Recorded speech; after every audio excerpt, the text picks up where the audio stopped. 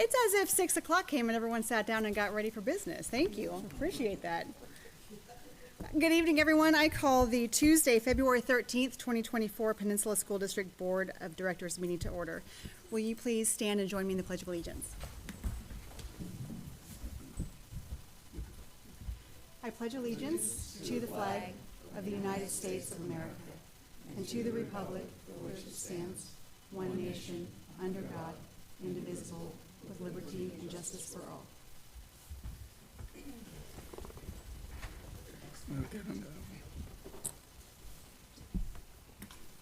Thank you.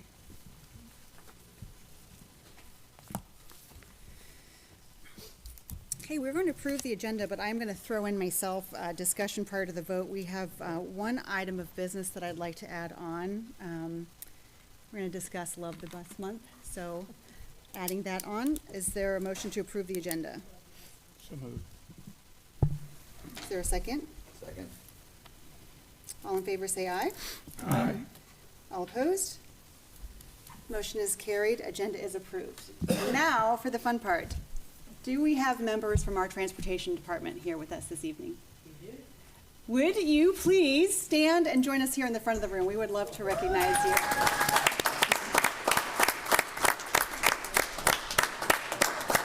Did they know? Did they know? I don't know. You guys can come all the way across. Yeah, come across, stand in front. We're going to have you stand proudly while we recognize you. Where do we get stickers?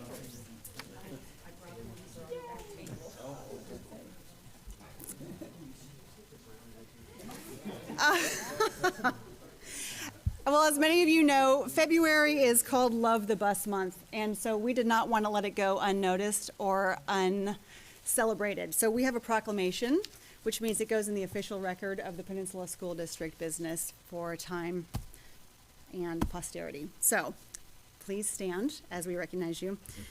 Whereas the yellow school bus is among the most recognized icons of American schools and society, and whereas research demonstrates that the yellow school bus is the safest mode of transportation for some 25 million American school children each day, and whereas yellow school buses are built to exacting federal and state safety specifications, and school bus drivers are provided rigorous training, preparation, and testing to ensure the safety of our children, and whereas the yellow school bus provides access to education and learning for children who live in rural, suburban, and urban areas, including children who present with special needs. And whereas the yellow school bus contributes to improving our environment by reducing the number of vehicles that must be on the road to get our children to school each day.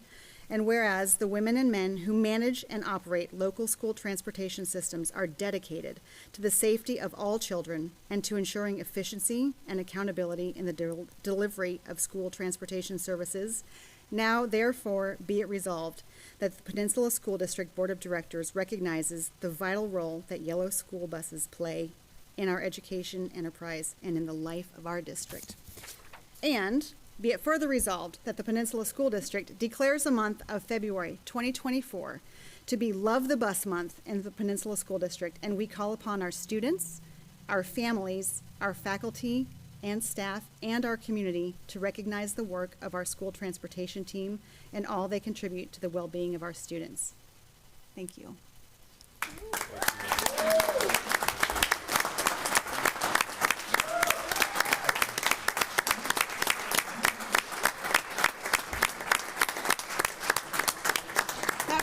Can we get a picture? Thank you. Can we get a picture all together? And then Donette, if you have anything you want to say, I'd love for you to come do that.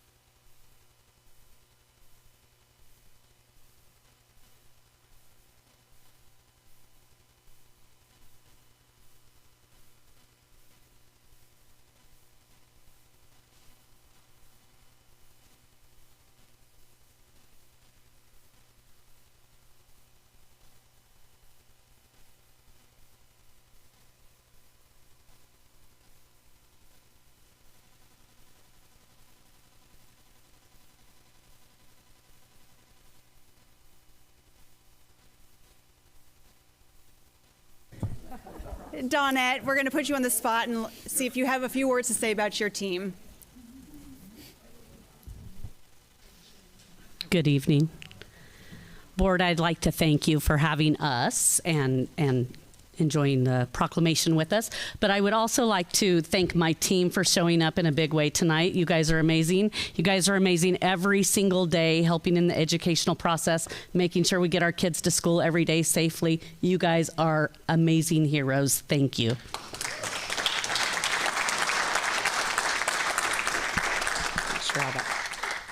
I'm not sure that's off. Any comments from the board? No? Okay. Well, thank you all so much. We appreciate you so much, what you do for our kids every day. I'm just going to point out I have a niece and a nephew that go to, well, a nephew that goes to school in this district, and my brother and sister-in-law do not allow anyone to drive my nephew and niece, including me. So, but the fact that they put my nephew on the bus to go to school every day speaks volumes for the trust that our community places in the work that you do. So, again, thank you. Thank you for being here tonight, and we will see you bright and early tomorrow morning.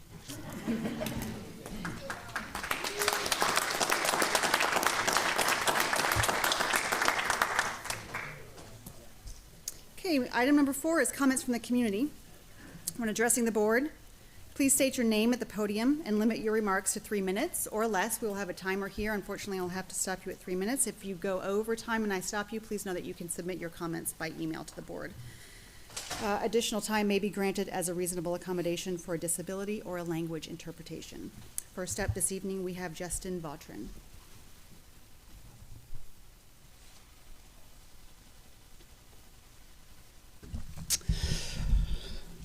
Okay. Good evening, Board of Directors. My name is Justin Vautrin, and I'm here on behalf of my 10-year-old daughter, Violet. At this time, Violet is a student at Artendale Elementary as a 5th grader. However, she started the school year at Pioneer Elementary. Currently on your desk is an appeal to the harassment, intimidation, and bullying incident involving Violet that occurred at Pioneer Elementary in December of 2023. The incident that resulted with Violet getting punched in the face in December involved the same student from our previous harassment, intimidation, and bullying investigation request from earlier that year, which included rumors of Violet being killed by the same student.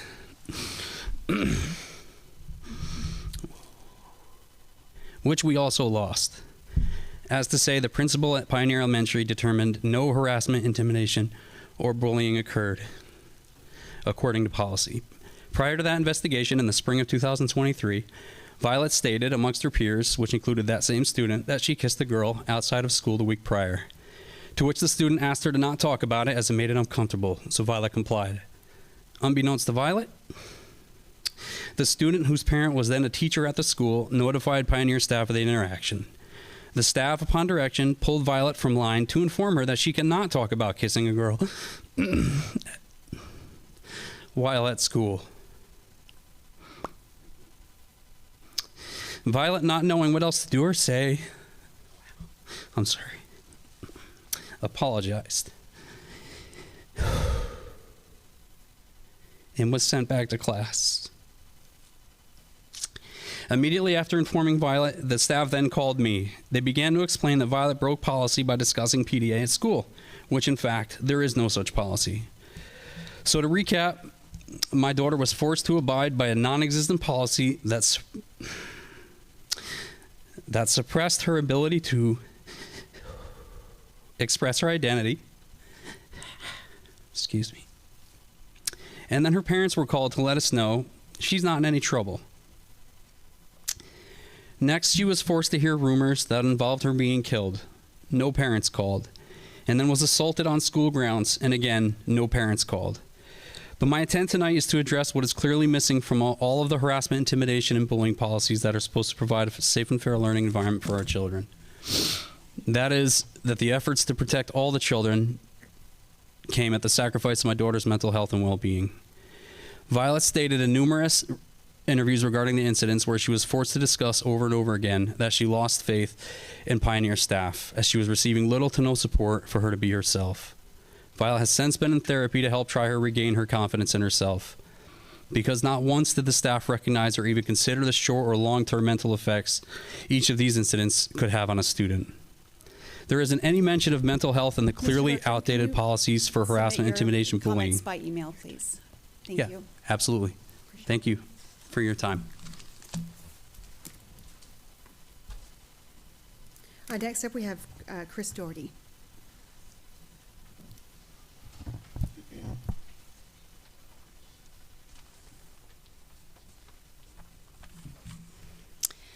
Good evening. Thank you for the opportunity to speak. My name is Chris Doherty, and I'm the parent of 2 students in the PSD school district. PSD has a racism issue, and for those who do not think we do, it is simply a case of denial, as we have already whitewashed Black History Month. As a woman of color who presents as white and bears an Irish married name, I have been privy to conversations when I worked for the school district. Conversations about disdain for students of color, students who immigrated to the United States, and students who are learning English as their second language. We have heard from students at the middle and high schools where the use of the most hateful racial slurs towards students of color are spoken with no consequences.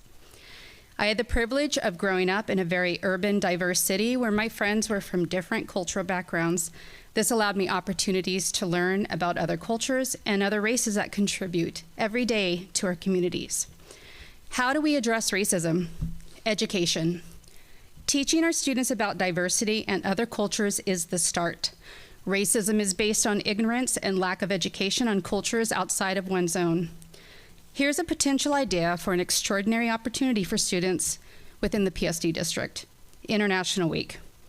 When I was in junior high school, our school created this event, and it was truly one of the most amazing experiences that I still speak of to this day. In our history classes, we were given countries to study that were outside of our own cultural backgrounds. We were tasked with studying and showcasing the 5 most significant historical events of the country, mastering a traditional folk dance, crafting decorations inspired by its culture, and preparing and presenting 1 to 3 traditional food dishes at the International Food Festival spanning 2 days. In our group, we were assigned Norway. Thus, you have a diverse mix of myself, a Filipina, a Mexican, 2 Samoans, and a Chinese student, all delving into a culture completely unfamiliar to us. The experience was truly remarkable. I would be happy to help coordinate this event if there is an interest, because there is certainly a need. We are all immigrants to this country unless you are Native American. With immigrants, we embrace a rich melting pot of diverse cultures, cuisines, and forms of entertainment. If you savor Mexican food, convey gratitude to diversity. If you relish pizza, acknowledge diversity. If you indulge in Thai, Chinese, or sushi, once again, diversity. And if you delight in lumpia, consider it a gift from my heritage, the Philippines. PSD can do better and should lead the way, showing other school districts what the standard should be in a diverse, equitable, and inclusive education. Thank you.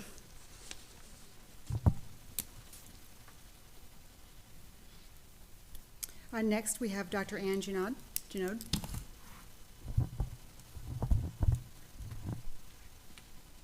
Good evening.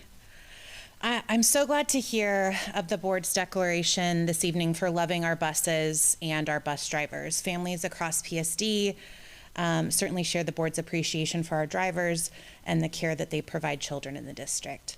On this topic, I would like to again ask the board for updates on our district's bus driver shortages. A few board meetings ago, I asked for the board to provide updates in response to a sudden email to parents late last year warning of upcoming potential bus shortages and route cancellations. I mentioned to the board at the time how route closures would disproportionately affect rural families on the Key Peninsula, especially those with lower incomes, and how equity and cancellation should be prioritized so that Key Peninsula families are not disproportionately burdened.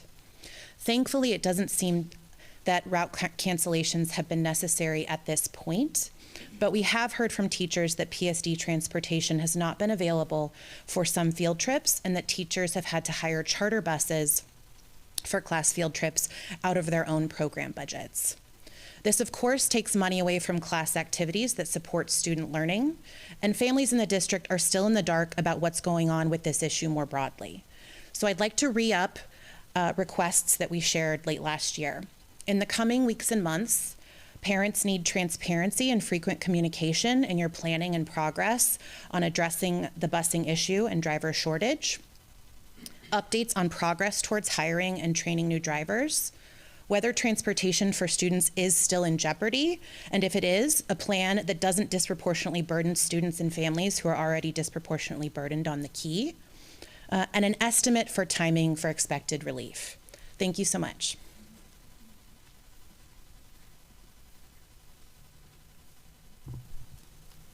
And next up, we have Aria Messer.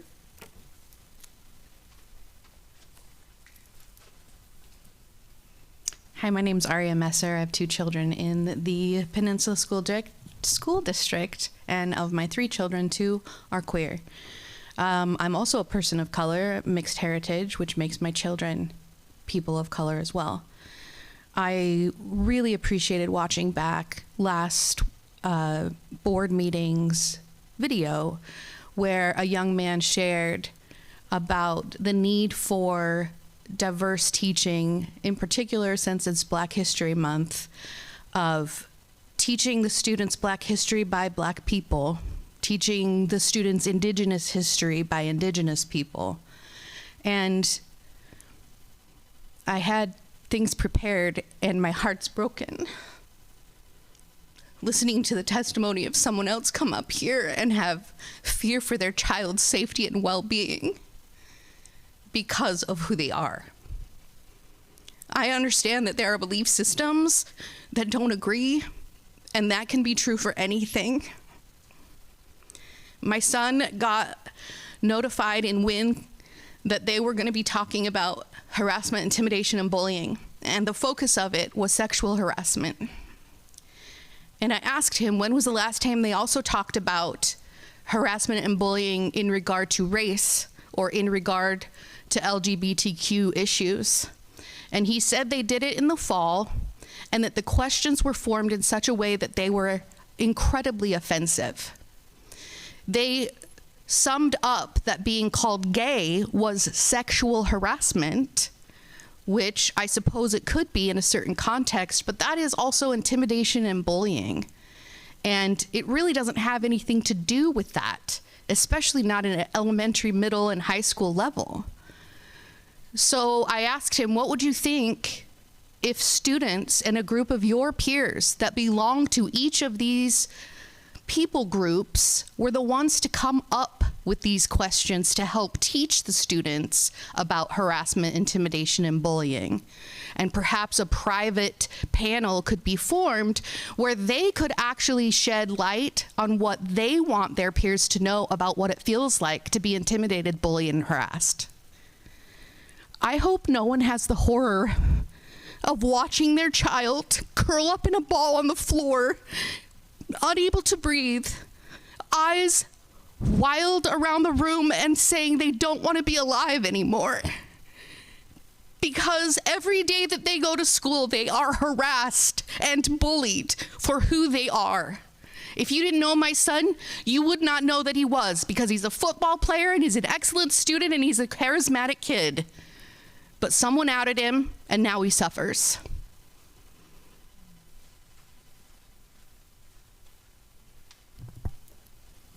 Okay. Item number 5 is our consent agenda. Is there any discussion prior to the vote? Is there a motion to approve the consent agenda? The consent agenda. Is there a second? A second. It's been moved by Jennifer and seconded by Lori. All in favor, say aye. Aye. Aye. All opposed? Motion is carried. The consent agenda has been approved. Our reports this evening start with our safety and security update, item 6.1. We have our Executive Director of Digital Learning, Chris Hagel. He'll start the report for us.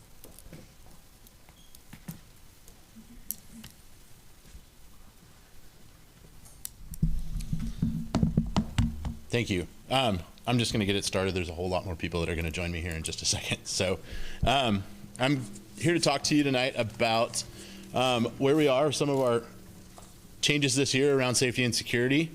And so I'm going to start off with the first two. And we did talk about, whoops, I need the clicker, not my own laptop. There we go. Kind of the first biggest noticing that you guys will have. Yes, those are great pictures. I know, you guys are welcome. Are that we hired 2 school safety officers this year. Brent Campbell is covering Peninsula High School and all of the feeder schools underneath Peninsula, and Moose Yankee is covering Gig Harbor and all of the feeder schools under there. So we've talked about them at their previous meetings. They're both former law enforcement officers working for the district now. I'm going to invite both of them up because they're going to talk about their other school safety staff that work for them. So can you guys come up and on the next slide introduce your other staff? You're gonna work the clicker. I'll work the clicker. Okay. So Kip Burnt is assigned to Peninsula High School. He's been with, and it's plus or minus 23 years, I think. So Kip pretty much knows everybody everywhere, has connections and everybody's phone numbers. If you ever need to get a hold of somebody, just find Kip, and Kip will get a hold of them. He handles patrol duty for the parking lots, the buses. He directs all the buses after school. He does a special job for the Purdy buses when they're leaving in the afternoon. So he's instrumental, very instrumental in that aspect. And he is basically just roaming the halls, interacting with students all day long. So Kip's doing a great job. Trevor Dobson works with me at Gig Harbor High School. I get to see him every day. Always in the halls, always has eyes on what's going on in the school. Very good rapport with the students as well. Also comes with a background in corrections. He started with myself, and his counterpart, Kristen, is assigned to Henderson Bay, works with Brian. She does a phenomenal job with the students as well. Has a good background in mental health, education, and corrections as well. She started sitting in the classrooms and assisting some of the students as well, and is a shoulder to rely on and person to talk to as far as the students go at that building. Just phenomenal people doing a great job. Okay. So the first thing we wanted to touch on was back in 2021, we had this safety audit done by an outside consultant. He came in and gave a list of recommendations. So I'm going to talk about some of the things that we've moved forward on with that so far this year. One of the first recommendations was fully equip an emergency operations center. And so one of the first things that we need to do with that is district radio system. And so last year when I got up here and talked in front of all of you, talked about how we weren't doing radio drills. We're now doing radio drills monthly. Last month, every school that had a fully functioning radio, which is all but 2 right now, actually checked in for the first time ever. So slowly progressing throughout the year, and we're doing a great job on getting that. The district now has its own dedicated emergency channel away from transportation. So if incidents do occur, like the lengthy power outage this year, we were able to communicate with schools that lost communication over our district radio channel. And so that was amazing to see. Some of the principals literally were on the radio within 30 seconds of the power going out and asking questions about what's going on. So we're really making some progress there. We're going to talk a little bit more about some other changes we're going to make on radios a little bit later. New handhelds for admin this fall. It'll be coming this summer or this fall. Right now, schools that are sitting next to each other a lot of times don't have the ability to talk to each other on the radio. And so we're going to remedy that this summer with new handhelds this fall that allow all of our administrators to talk to all of the schools depending on where they're at. So we've started with some right now, and we're going to get every building this summer. So that's one of the one of the many purchases we're making now that our SS&T funding is starting to come in. So I'll talk about some of those. We also are seeing some problems with, I think Donette left, but our transportation bus radios are really starting to cause have problems more than we've probably ever seen before. Every vendor that we bring in attributes it to the fact that we're still on old analog radios and the coverage is getting worse. For whatever reason, it's blowing my mind. I don't know. It doesn't make sense to me, but all of them are recommending we move to digital now. I know I got up here and said last year that some of the fire partners were saying don't do digital unless you have to. Everybody's kind of saying now is the time you have to. So we're investigating that right now. We're working with vendors. We have a contract with a vendor right now to map the district for radio signals. So you lose radio signals when you go over hills and things like that. And so they're going through and mapping and trying to find the places where we will need to put repeaters throughout the district. So we will be likely adding somewhere between 2 and 5 repeaters throughout the district to repeat our radio signals throughout the district. So that'll help transportation and all the bus drivers that struggle a little bit with communication in some certain places, specifically on the Key more than anything, but also out by Kopachuk and Artendale. Some of the hills there cause problems. So we're working on that right now as part of our safety and security work. Yeah. Would the repeaters be put on by, who would install the repeaters? And- We'll hire a contractor. Okay. Yeah. Okay. Absolutely. They'll be battery backed up and investigating the possibility of generator as well. Just depends how many of them we have and if the buildings are equipped in a manner that we can easily add generators. So since they are digital, we will probably also be looking at the possibility of satellite internet backlinks to all of them, so that if fiber is cut throughout the district, we can still use the internet via satellite to provide the backlink on those. So lots of work in place there. It's going to take a few months to get that figured out, but hopefully by next time I come up here, we'll have that wrapped up and ready to go. Additional audit related work that we've been doing. So I'm going to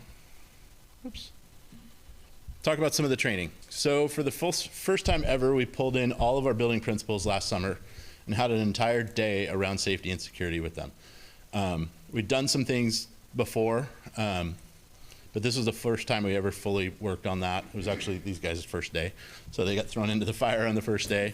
But I'm proud to say that all of our schools, all 17 schools, have an incident command chart now and are practicing it in drills. And so there's ICS charts in every building. So really happy about that. We did some training around crisis communication with principals as well, so some of that is going on. I'm going to invite Brent up a little bit to talk about some of the trainings that are actually taking place in the building right now and some of the work that he's been doing with teachers specifically. Yeah, so when I first showed up, part of my interview process was I was passionate about drug and alcohol education. And the district has allowed me to take that into the classrooms. And I have been doing presentations for staff, middle school, high school. I have been doing presentations in health classes, in the high school for drug and alcohol, use, abuse, and addiction. And also working with Crossroads Treatment Center that comes on campus and works with kids not only from the high school but also from the middle schools. And it's having a huge impact on these kids. And so I've been doing a lot of that. I've also been going around to schools, all the schools, including the elementary feeders, and talking about modified lockdowns and lockdowns. And what does that mean to them as a school? And then I break out into one-on-ones with the teachers in their classrooms. What does that mean to them in their classroom? How does that look if you were to go into a lockdown sitting in your classroom with your 25, 30 students? That's been great, had great feedback on that. So we're going to continue doing that. Had some one-on-one lockdown meetings today, and it was brought up we want to start having people do fire drills with modifications, maybe different scenario-based fire drills, because everybody's so methodically going out the same exit. So we're going to change things up a bit just to get teachers thinking, because they're admittedly saying we just psh. So I'm saying, well, what if there's a fire in this hallway? Then what would you do? Oh gosh, that's a great question. So these meetings are going well. We're going to continue to do them. And I don't know if are you doing any of the same things, or we kind of jumped ahead with the lockdowns. Chris didn't really give me a green light, but I kicked the door open anyways. Well, we were getting pushback on buying into a system that we had to pass a presentation. I mean, it was and I'm just like, you know what? I've taught this before. Let's just at least go have the conversations so we can start working with these teachers. So it's going well. Yeah, sure. I just wanted to piggyback on what Brent was saying. I was lucky enough to attend. He gave a drug and alcohol awareness talk for Harbor Ridge Middle School parents which was really, really eye-opening and beneficial. And I know I've heard a lot from other parents who would really love to hear that talk. So, you know, I know you have a busy plate, but All they gotta do is email me. I will Yeah. make time. I love doing those presentations. it was really powerful, like you said. And, you know, I'd like to think I'm aware of stuff. I realized how clueless I am and how quickly the landscape has changed and is changing every day. So, social media. Yeah. Yeah. So. What were you saying, Mike? Right, so we have a parent night coming up February 27th at KPMS. I'm going to do the first hour on drug and alcohol, and Chris is going to do the second hour on social media. Social media and digital And safety. 27th of February. Chris is taking a crash course in Snapchat. Yeah. And then when is ours scheduled, Mike, for Peninsula? March 7th. I think we're going to try to do somewhat of the same format at the high school. So, thank you. Thank you. Okay. Yeah, some of the things that I learned from Brent even on social media. It's like what is happening on Snapchat these days. Okay. Some of the other things we've done that the audit recommended. One of the things, of course, you might realize is structure. One of the things that they called out in the report is there needs to be somebody at the central office that is in charge of safety and security. That's me now. So I've taken that on. One of the other things on structure that I've been working on this year is years ago, there used to be something in this community called the Multi-Agency Command Center. It was Gig Harbor Fire, KP Fire, Gig Harbor PD, Pierce County Sheriff, Penn Light, Pierce County Department of Emergency Management. About 7 years ago, for whatever reason, that kind of fell apart. And we are in the process right now, and the district is a big part of helping rebuild that. And so we have first drafts of agreements now that we're working through. We, of course, because we don't have all the resources that some of those other agencies have, aren't going to be the top line partners in those, but we are in every meeting and every conversation with that. So excited to see the MAC coming back together again. And so all of us are meeting on a regular basis. Also, a much tighter collaboration with counseling this year. So one of the things that Becky Maffei used to lead, and still does lead, is threat assessments. But this year we've also taken these guys and put them, they went through training. Some of it's a refresher, but some of it was new, on doing threat assessments for schools and students. And we're getting a lot closer to actually doing every single one of these that we should be. Sometimes they get missed, or they got missed historically. And so this year I'm really happy to see where we're at with threat assessments right now. Probably still have some more systems to build around tracking those, making sure that everybody that needs to know knows what's going on with threat assessments. But we're doing a much better job with that right now.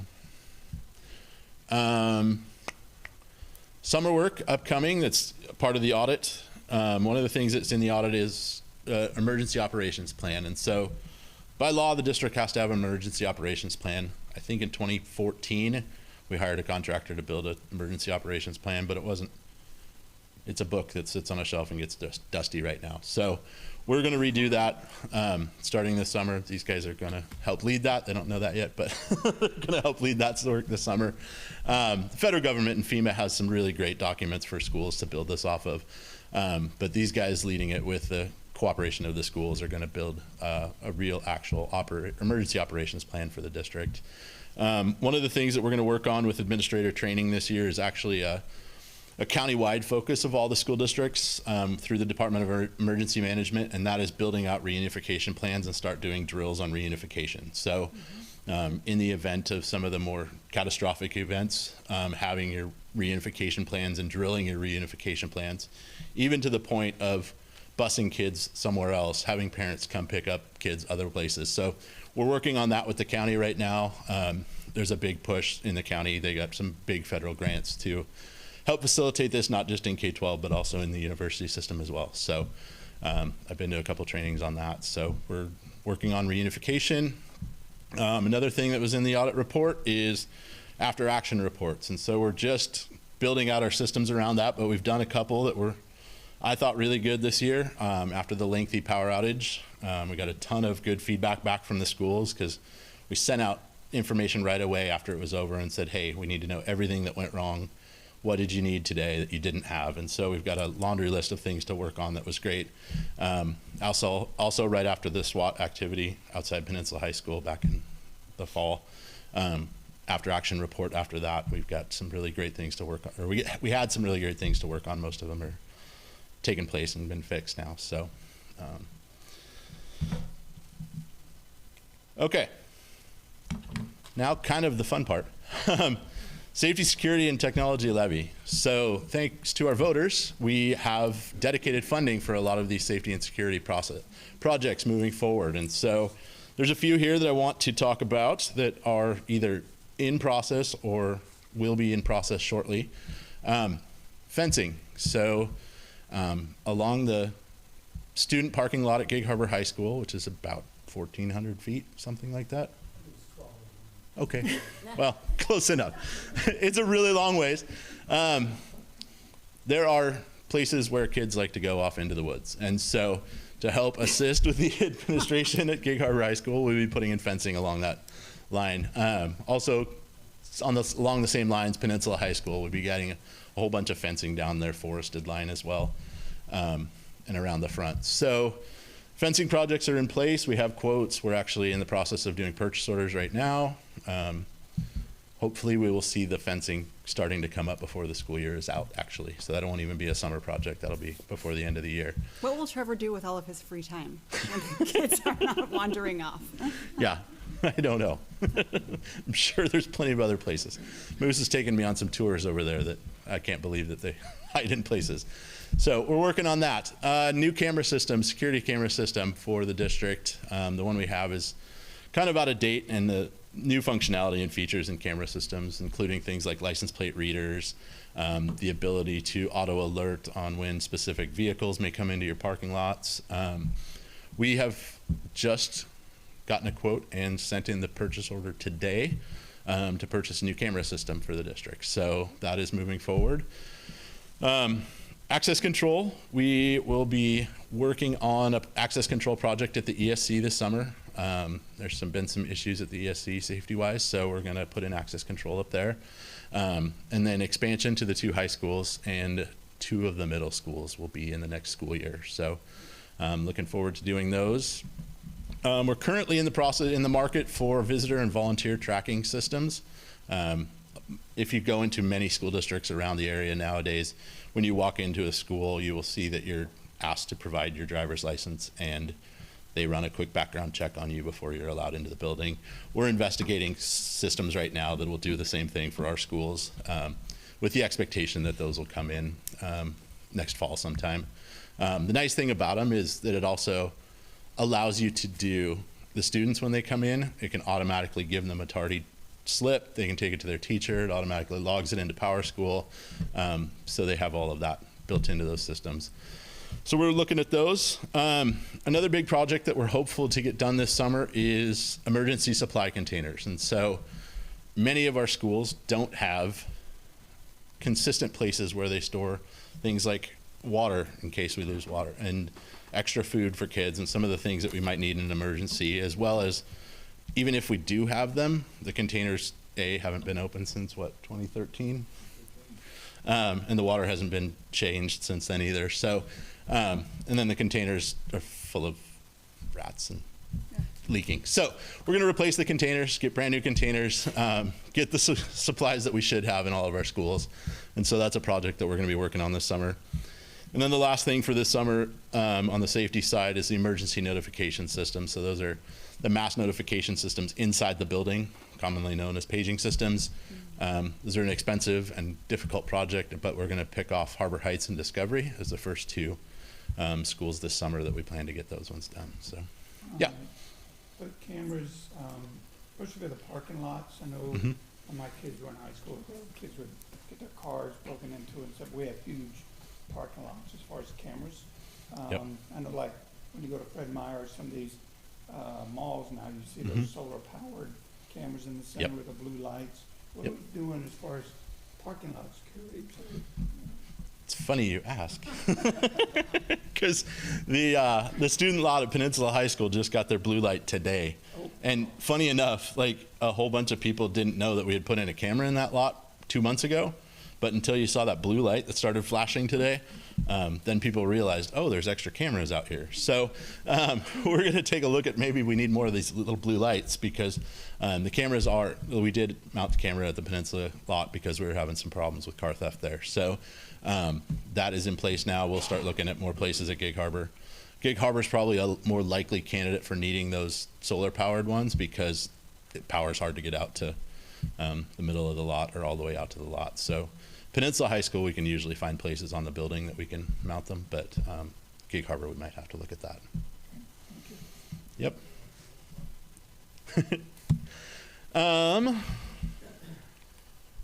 Next year, we will get some sort of vehicles for these guys.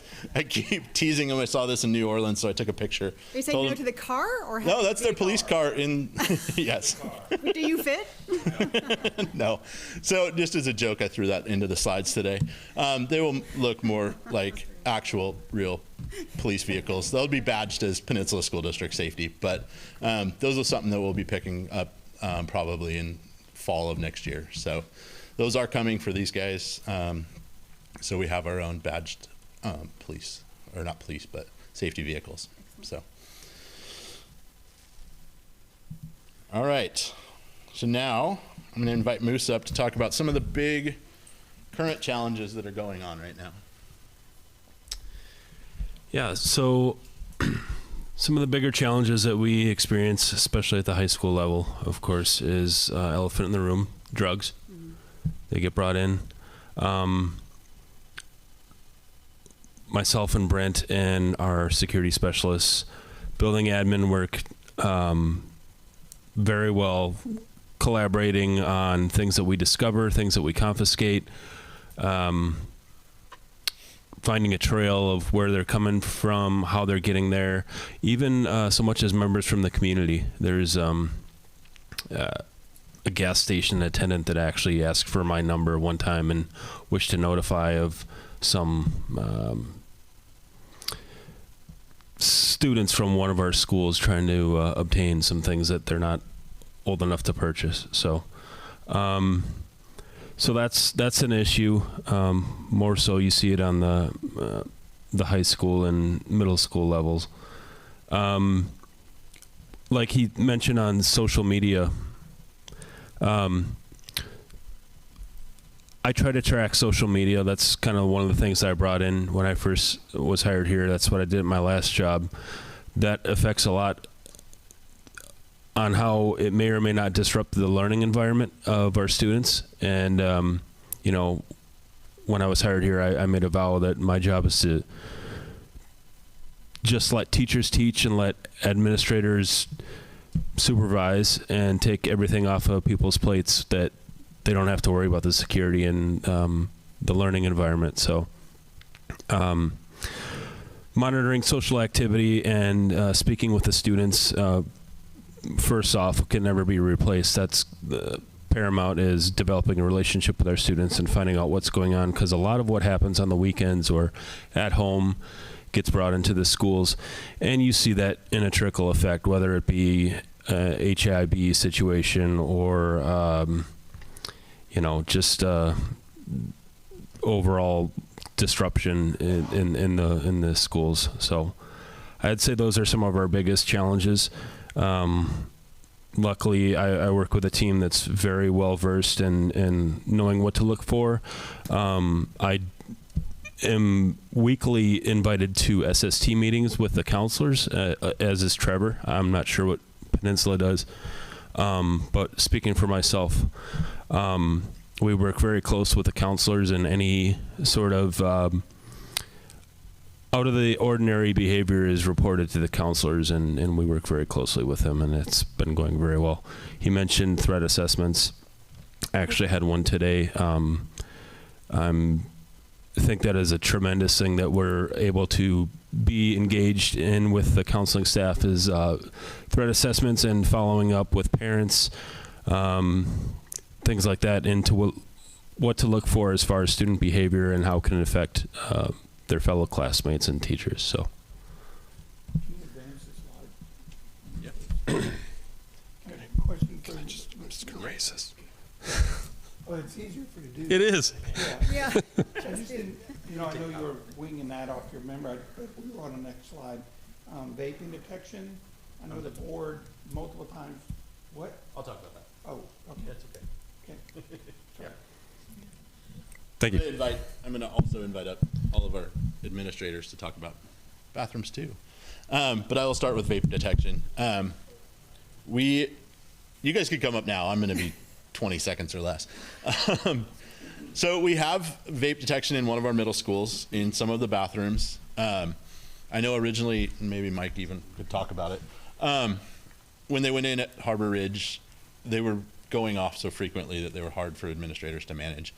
And this year, Brian and Scott, to their credit, have figured out a system where they're able to keep up on them and are now asking for expansion to other bathrooms at Harbor Ridge. So this is the first time I've seen that they're actually helping, and they seem to be making a difference at Harbor Ridge. So we're going to be looking at expansion of vaping detection.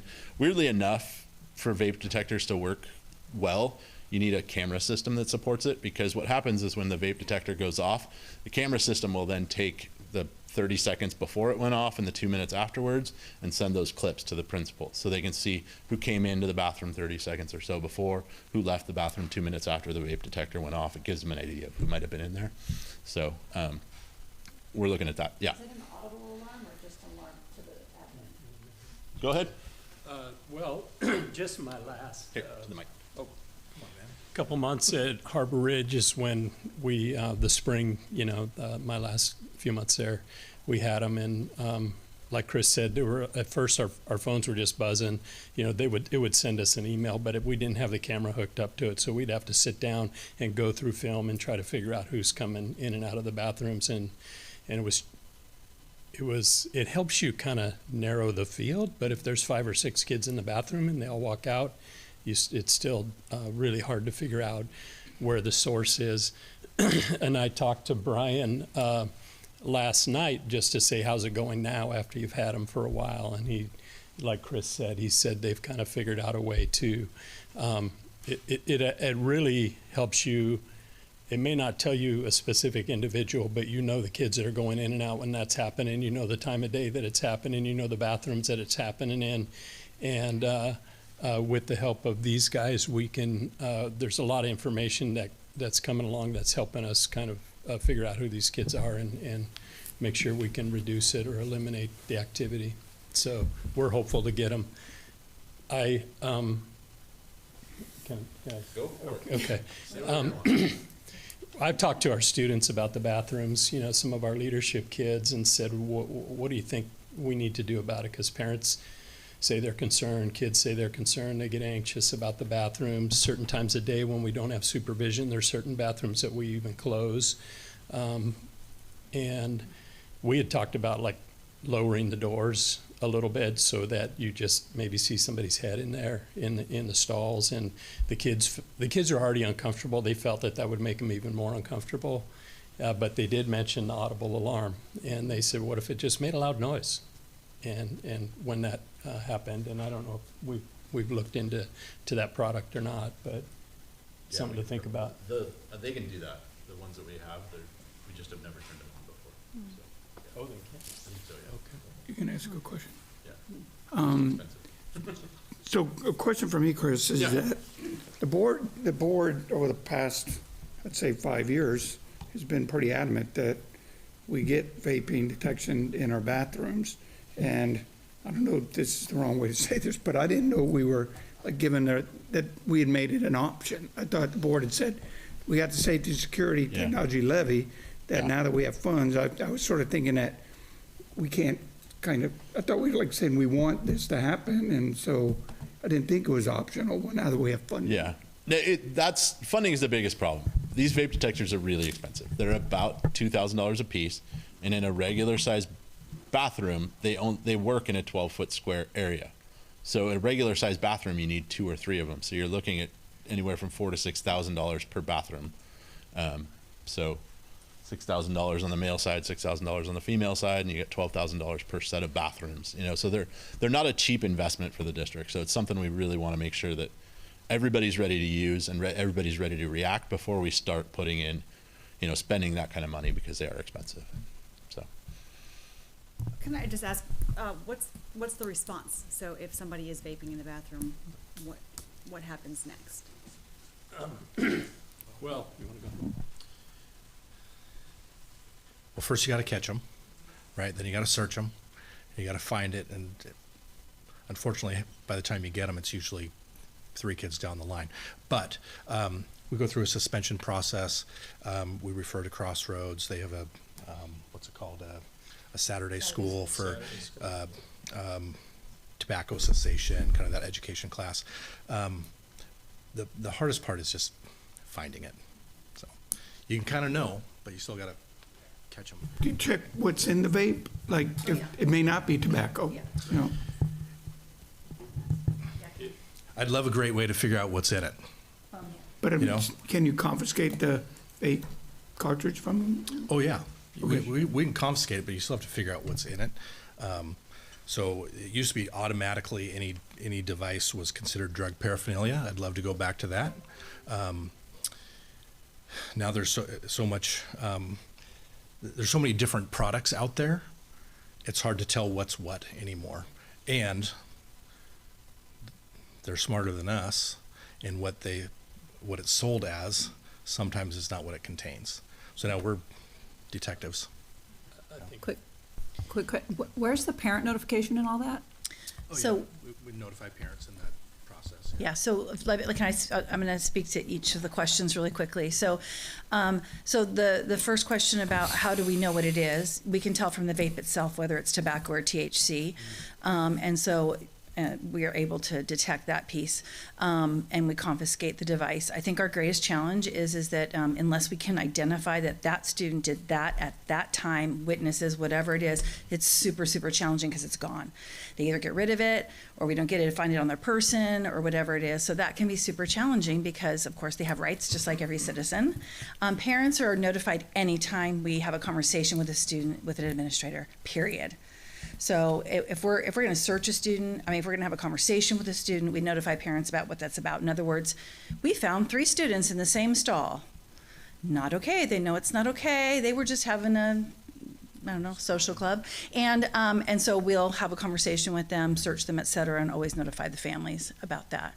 And, again, vape detection, there's a lot of controversy about those. There just is. It's a lot to manage in a comprehensive high school, especially when you're already down a dean of students and you're pressed for all of the discipline things and stuff like that. I think actually Brent's point about education is huge. I think the more we educate our families and the more we educate our students about the long-term effects of those kinds of things, the better off we're going to be in the long run. And honestly, they're picking it up a lot in middle school. These conversations need to go much further down before they ever reach the high school. I didn't see that much of that prior to COVID with the middle schoolers, having been in the middle school, and then it really changed when we came back from COVID, the frequency. So if it's a tobacco product, it's a 3-day suspension, and they can reduce it to 1 if they do the class that Brian was talking about. If it's marijuana or some other product, it's a more significant suspension that can be reduced. 15 days reduced to 5 days. And that they go through a drug and alcohol assessment and have to follow the recommendations of Crossroads in order to reduce the suspension.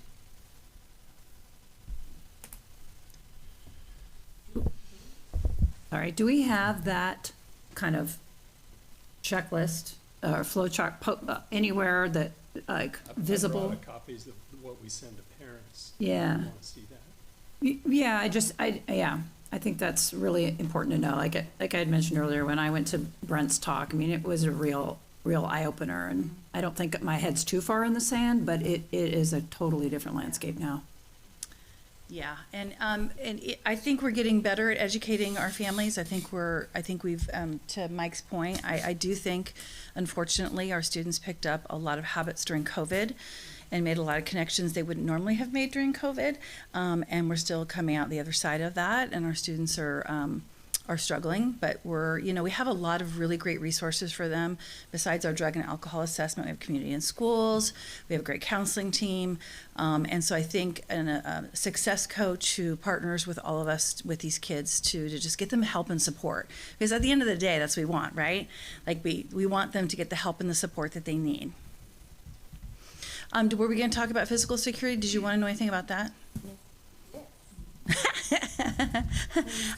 So it's been super great having both Moose and Trevor at Gig Harbor High School.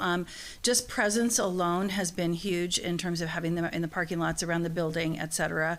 At Gig Harbor, we're locked in and we have our front entry buzzed in, and we need a buzzer on the back end. We know that now too, but the physical security has gotten really much, much better, even since I started 4 years ago. I mean, it's just it's night and day between where we were 4 years ago and where I stand today. Any questions about that you guys have for us? Just a stupid question, but how does the student body realize that they're school security officers other than Moose is 10 feet tall? I mean, how do they identify, how do the kids, because if They have this a is what you want uniform. at school, how do they know that you're the security officer? I interact with them, and along with Trevor, and we've had multiple assemblies where, hey, I'm the school security officer, and I even explained to some of the students the difference between myself and Trevor. I have other schools that I'm responsible for as well. Trevor is assigned here, and it's kind of a learning culture, and they get that understanding, and we're very involved with anything that administrators from the building do. It's just a big hornet's nest of us taking care of business in the main office. And a good hornet's nest. Yeah, I wouldn't like asking them to wear uniforms or anything, I'm just curious. Yeah. And they do have shirts and they have kind of a uniform, and so they're identified that way. But yeah, we put them in front of kids as much as possible. At Henderson Bay, I would agree with everything that Michelle said. We got cameras just about a year ago, I think it was, right after midwinter break. That's been a nice resource for us. I'd like to expand that a little bit. Having our security person on campus this year is huge. It takes the load off of me to be in all those places, and she's fantastic in getting around, and Moose touched on it, being in classrooms, in the parking lots, talking with students, part of our weekly counseling meetings. So we have constant connection with that, just a key part of our staff. So that's been a really huge change this year. Having Moose and Brent available, not on our campus every day, but just having that resource, hey, we've got something going on, give a call, get that feedback, helps to preempt some things from happening. So that, I think that's the best part of that, is that when things don't happen, right? So that's been really nice. I'd like to give a shout out to our facilities people. If you've been by our school, they just cleared out the front. Just some of that work makes our physical campus much more safe. We can see out of our windows now. We can see to the street. It's pretty huge. I'd love to get the area between us and Gig Harbor cleared out a little bit. That would be huge. Just some of those simple things that are pretty cool.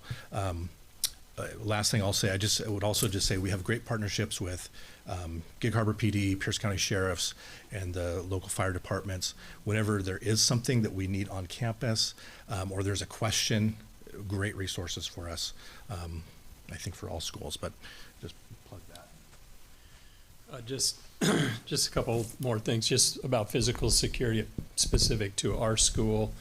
Well, first of all, just the addition of these guys, and you had asked, how do the kids know? They know who these guys are. They see them every day. They talk to them every day, and they've been so relational with the kids that the kids are coming to them, and sharing things with them. So that's been super encouraging to watch, and it allows us to follow through on things that sometimes were difficult for us to do more research on and to dig into a little bit more because of our time and how we're stretched. And so it's been exceptionally helpful. The physical security piece at Peninsula High School, it's just, we have some challenges with so many entrance points and exit points, and that they're so old and that they don't always latch right, or there's a little bit of draft in the hallway, and so the door doesn't click. And some of the things that Chris and his team were able to add, and Patrick were able to add last year, is helpful. We have some locking doors that are operated by the badges and cameras now that we didn't have. We got them about a year ago, but we definitely need to expand that, and we definitely need to fix all of our entrance and exit points to the that we can guarantee they're more secure. Chris, before you move off of this slide, can I, Brian, you and I had a number of conversation about, since the title of the slide is bathroom management, you had some specific challenges last year based on gender, and can you talk a little bit about what Kristen's brought to that? And then, Chris, if you go back up, can you talk a little bit about the challenges both with physical security, badging systems, as well as availability of vaping devices? Just share those challenges that we run into, but Brian, go ahead and go first. Well, one of the challenges for me last year, we'd get a gathering of young ladies in the girls' restroom, and if you've ever been to Henderson Bay, the way that the entrance, and then it goes back quite a ways, and so you get 8-10 kids back there. I can't go in, so hey, get out of the bathroom, and then you get things said about me because I'm trying to keep the school safe, right? So then I got to go disrupt a teacher, say, hey, come out of your class, come to this restroom. By that time, everyone's dispersed. Just really not very comfortable. Having Kristen on campus, now I don't have to worry about that. I can worry about the boys' side. She can take care of the girls' side. We're having less challenges with the restrooms because of that. Still is a gathering spot, but it's just easier to take care of, I guess. So the way that our bathrooms are, just the way that they're shaped, I'd love to put a door on them. Mike talked about closing restrooms at a certain time of the day. That would be great. We have no ability to do that because it's just an open space. It is a challenge, and sometimes the kids are just gathering. They're just talking. But it should be just for using the restroom, right? So kids who want to use the restroom can't use the restroom. So that's been our biggest challenge, the girls' side specifically.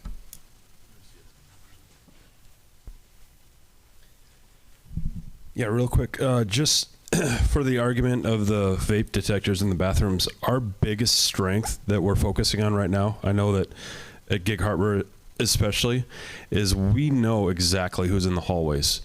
And our focus is to keep the kids in class. I really push the no-fly list. I mean, Michelle and Mary Kate do as well, but I think we're getting more used to making communications with teachers and counselors, and what that looks like is this certain student is always in the hallway. Whether it's for nefarious activity or not, it reflects their grades, doesn't look good, or it gives other students the ideas, oh, well, I can just leave class and go in the hallway. Trevor and I know, Michelle knows, Mary Kate knows. We have great cameras knowing who's in the hallways, and we deal with that instantly. What that looks like is anytime they need to use the restroom, they are escorted by myself or by Trevor, not to the main restroom, but to the restroom in the nurse's office. So it's not fun to get out of class. It's a chore. And that is working very, very well so far. Yep.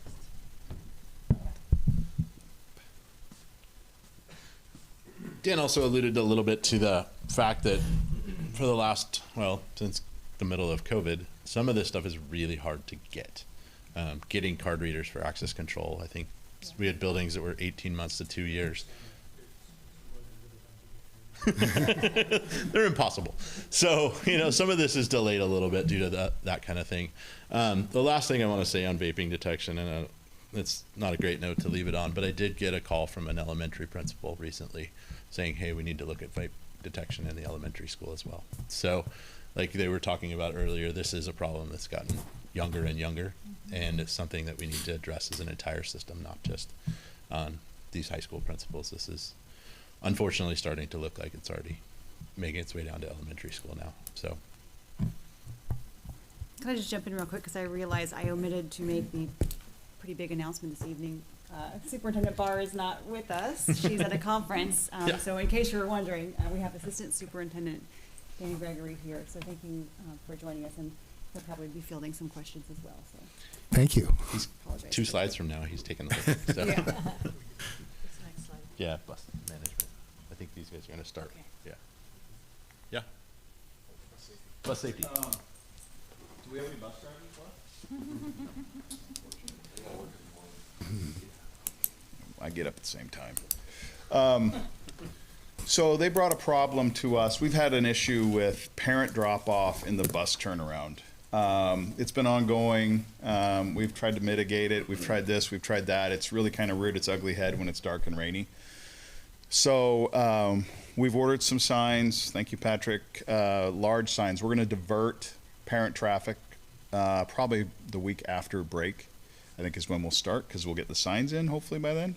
I know that they're ordered a copy on that, when they come in, if they haven't answered that, but this is in there by the way. That's what I'm hoping for. So we're going to divert and change that whole area and try. I mean, I think we've been lucky that we haven't had any collisions, pedestrian versus buses, because it is really dark in the morning. And even though the crosswalks, you know, are somewhat lit with the lights, it's hard when you're driving a bus and you've got people running across that lot. It's really difficult. So we are solving that problem. Hopefully we're pushing the problem downstream. The parents are going to drop off at different places. But at least we're going to be giving the bus drivers some peace of mind, because it has really been bothering them. So that's been a big bus safety management recently that we've addressed. Okay?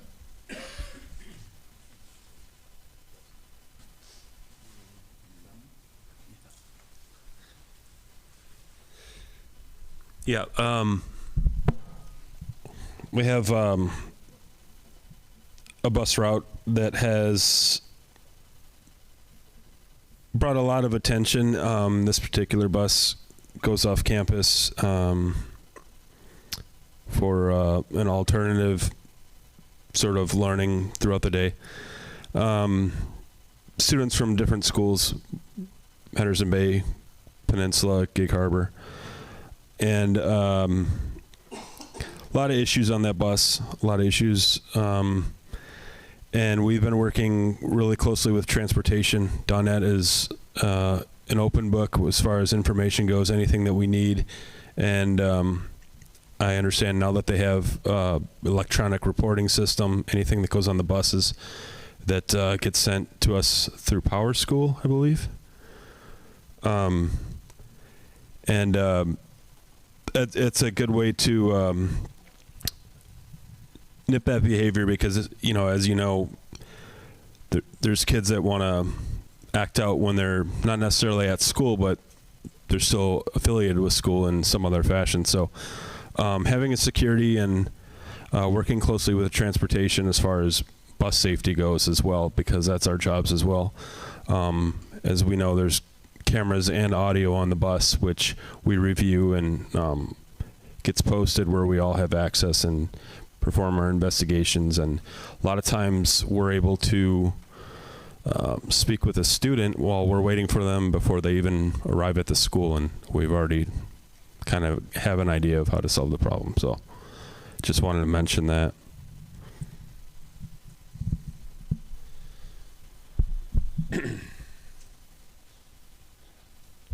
Okay, next up, I'm going to invite Assistant Superintendent Gregory to talk about harassment, intimidation, and bullying. Thank you, Chris and team. Harassment, intimidation, and bullying, and I know this has come to the board's attention even this evening, and we appreciate the input people have. I just wanted to cover some things about HIB, and I think that starts with the definition. And it's defined in both policy and procedure. Some of the key terms around definition include behavior that is severe, persistent, pervasive, and behavior that substantially interferes with a student's education or disrupts the orderly operation of school. Also, behavior that harms or damages a student or property. So I think those are very important key terms within the definition. Within the procedure, it really calls out that we should have no harassment, intimidation, and bullying of anyone in the school community, and that school community includes all students, school employees, school board members, contractors, unpaid volunteers, families, patrons, and other visitors. And students will not be harassed because of their race, color, religion, ancestry, national origin, gender, sexual orientation, gender expression, gender identity, or mental or physical disability, or any other distinguishing characteristics. So I just wanted to really call out that definition, and within the procedure, all of those distinguished characteristics that are protected through the harassment, intimidation, and bullying as well. The first step in good harassment, intimidation, and bullying is prevention. And that starts with training. It starts with staff training. We had staff training this summer for our administrators. They carried some of that back to staff training for all staff. That includes certificated and classified staff. They also do training online through our Safe Schools program as well. If there's one way to sum up staff training, having been the HIB compliance officer a number of years ago, we really emphasized that when staff observed anything that they believed to be harassment, intimidation, and bullying, 3 steps: intervene, support the victim, and report. And we kind of hammered that home. Intervene, don't stand by. Intervene, support the victim, care for that victim, and report so that we can go through the formal process. We also train students. There was some of that talked about tonight. We train students at all levels. The elementary has a curriculum that they go through that includes harassment, intimidation, and bullying, and not only defining that, but preventing that, advocating for yourself. You've probably heard things about bystanders. Don't be a bystander. And that's true at the elementary level. It's true at the middle level.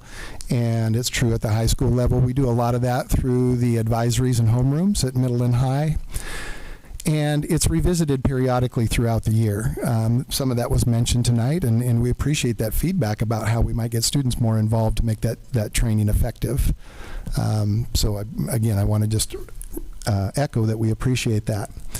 Again, strategies to prevent, to intervene, and support. When we get a report of an allegation of HIB, that report might come in verbal form. It might be in written form. It might come to us in electronic form through our vector system that's posted on the website.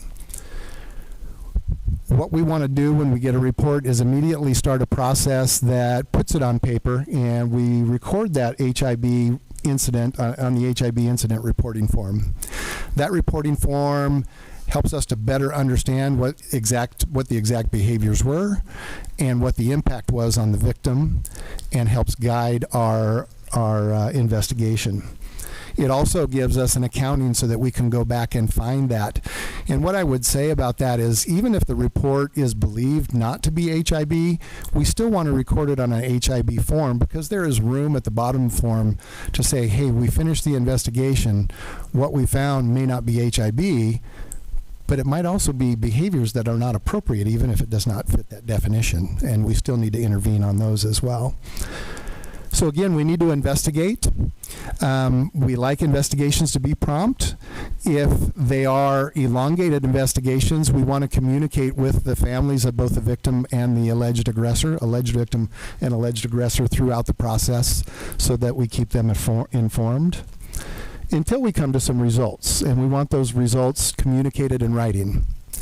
Those results will include whether we found the allegations to be factual. In other words, the behavior that was reported, did it occur or did it not? Can we corroborate whether that behavior occurred? If we did have that behavior occur, did what we discover match the definition and the policy and procedure around HIB? Again, if it did, we are going to put corrective measures in place. Those corrective measures could include anything from educating the aggressor to exclusionary discipline of the aggressor to notification of law enforcement if necessary. So they span quite a wide continuum, and some of that depends upon exactly what we found the behavior to be. Sometimes that is seating in a classroom to mitigate this instance, seating on a bus to mitigate the HIB. I'll say it again, regardless of whether it's HIB or not, if the behavior is inappropriate, we will still apply corrective measures. And we will still offer a support plan. If there is a victim, we want to offer a support plan to the victim to do everything we can to prevent future instances. Those support plans, again, will call out things like no contact between the students, either formally or informally or through a third party. It might be seating on a bus, seating in the classroom. Even to the point where I've been involved in some support plans that really track students' pathways from class to class to hopefully prevent them from running into each other if there were issues. So those support plans can be quite detailed. They are appropriate to offer for HIB, but they are also appropriate to offer if we have other behaviors regardless of whether they're HIB or not. Regarding HIB, the targeted student or alleged targeted student always has a process, or there is a process to appeal, can always appeal the results. Those appeals initially go to the superintendent or designee, and that superintendent or designee essentially reviews the report that was provided on the HIB and comments on that. If the individual or family is dissatisfied with that, then that appeal goes to the board. So I do appreciate what was shared this evening. We are always looking to improve. We are always looking to train and retrain both staff and students. But I did want to include that with the board. The board had a request to better understand that. And with one slide and limited time, I wanted to provide you with everything we could. Can I go? Yeah, I would like to just follow up on that. The HIB reports that I've seen over 10 years are paper reports. So like it's done on paper. Incident reporting, everything's done on paper. I was at a meeting a couple weeks ago with members of the school district about a different situation, and we were talking about an older form, PDF forms, and how old school those are. And we were asking about how could we go somewhat more modern and have like a central reporting using, is it Google form? I mean, do the students use, there's something I heard the students and teachers use now that it's like fillable, but it's not a PDF, it's like Google form or what was that form? Yeah, I was in that meeting with David last week about a different topic, and in that particular instance, we were using fillable PDFs, and what we talked about was really making things accessible for students. And students are more frequently now in our schools using Google Forms more than they're using fillable PDFs, and we can use those. Yes, you did. So, you did. So what I'd like to know is that as far as reporting, okay, is it possible that we create a central HIB reporting system for the school district that would be, all the schools would have access to a central reporting system using Google Forms, that whenever HIB report comes in, they go to that central location in the school district. This is staff, and they initiate a Google form for that HIB incident. It would then be trackable, so it'd be like making this up, Google HIB report 001, and then 2 and 3, and it tracks, and when we got it, and then whoever receives the form would go into that central location, enter when they got it, what time, and all that kind of stuff. And then there would be a checklist that would be associated with that would then, okay, here's our first step. And then every person that had that had anything to do with that HIB form would go in and enter it. It would all be time-stamped or whatever, so you'd see. Maybe there'd be alerts. Like the school board, when we get a HIB request, they appeal, we have a certain amount of time before we have to make a decision. I'm sure that there's timelines about like when the report comes in, how often what's the next step, that we could make sure that it was trackable. Every person would be able to see it. It's not all via email back and forth, and it, which is much harder to track. Yep. And I'm just asking you as our IT guy. Yep. That I was told these are pretty easy to put together. So is there something, maybe it's not, but is that something that we could do that would make the HIB reporting easier to track? Yeah. See who's touched it, and that everyone could go in and just see where we are in the process instead of having like forwarding emails all over the district. So just curious. I actually have an answer to this. So, so historically, we've kind of used Vector Alert as our digital intake form for HIB reporting.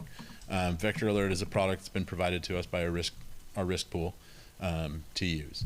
The state recently just adopted a statewide reporting form that we will get access to next year. That product we will get for free from the state, but that also has a case manager form or a case manager system attached to it, like if we wanted to purchase separately. So that will actually track things like threat assessments, it'll track HIB reports, it'll track the timeline that you're looking for. So Becky and I have been looking at it already to see if that's the right product for us. If not, we'll probably go some sort of Google form route. But this one's a more comprehensive and built specifically for tracking HIB reports and threat assessments and a couple other things like suicidal ideation. Yeah. And I'm really interested in the tracking piece so that things don't fall through the crack. So that if there's a timeline that one time we get that report, we have so many days to take first action, and a second when we communicate, and that maybe there's an alert so that someone doesn't get, oh, I forgot to send that email to the parent or call the parent. There's an alert that reminds them to do that. And I'm just, you know, that's where I'd really like to see some step up on that. Yeah. Chris, the other question there that David asked about, thank you, David, for asking that, was about accessibility. And whether it's a Google form or whatever the case might be, we want students and families to easily access reporting. And recently, an email was shared with me about posting QR codes so that students could just QR code it throughout the school. Great idea. I think that's something that I had one principal talk to me about and that we've had a discussion at the cabinet level about as well. But we do want it to be accessible. Along in that email was, hey, this may cause over-reporting. But we'd rather have those things over-reported than under-reported. We'd rather, even if it doesn't end up being HIB, we'd rather know about it so we can intervene. Even if it's through the HIB lens, and if we discover that that's what it is, then we'll deal with it. And if it's something else, we'll deal with that.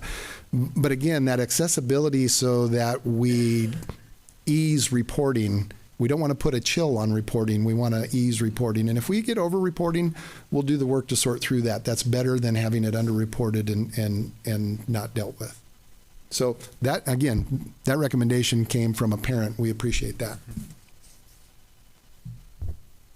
This, I guess, is probably moot if we are moving to a different case management system because, so the vector reporting that, so I guess that was kind of my confusion was because there's that vector system with the QR codes where you can report. Yeah. But my understanding is that's separate from the HIB incident report. Well, so you can report it in there. The problem is once it gets reported in there, we assign it to an administrator who then has to do all of the HIB paperwork and all of the HIB processing and the whole step after that. Vector doesn't do anything, like David was alluding to, around tracking timelines or any of the checklists or things like that. It's all moved out of the system and into a collection of PDFs and paper forms and every other If somebody reports into the vector system, where does it go? There are two of us that get alerts instantly, myself and Sarah Hoover, and so we see them. We see every single one of them. And then you have to Sarah, for the most part, individually farm Sarah, them out. for the most part, she watches it 24/7. She sends them out the minute they come in or within hours of them coming in. So Sarah does that, and I'm there as the backup if that doesn't take place.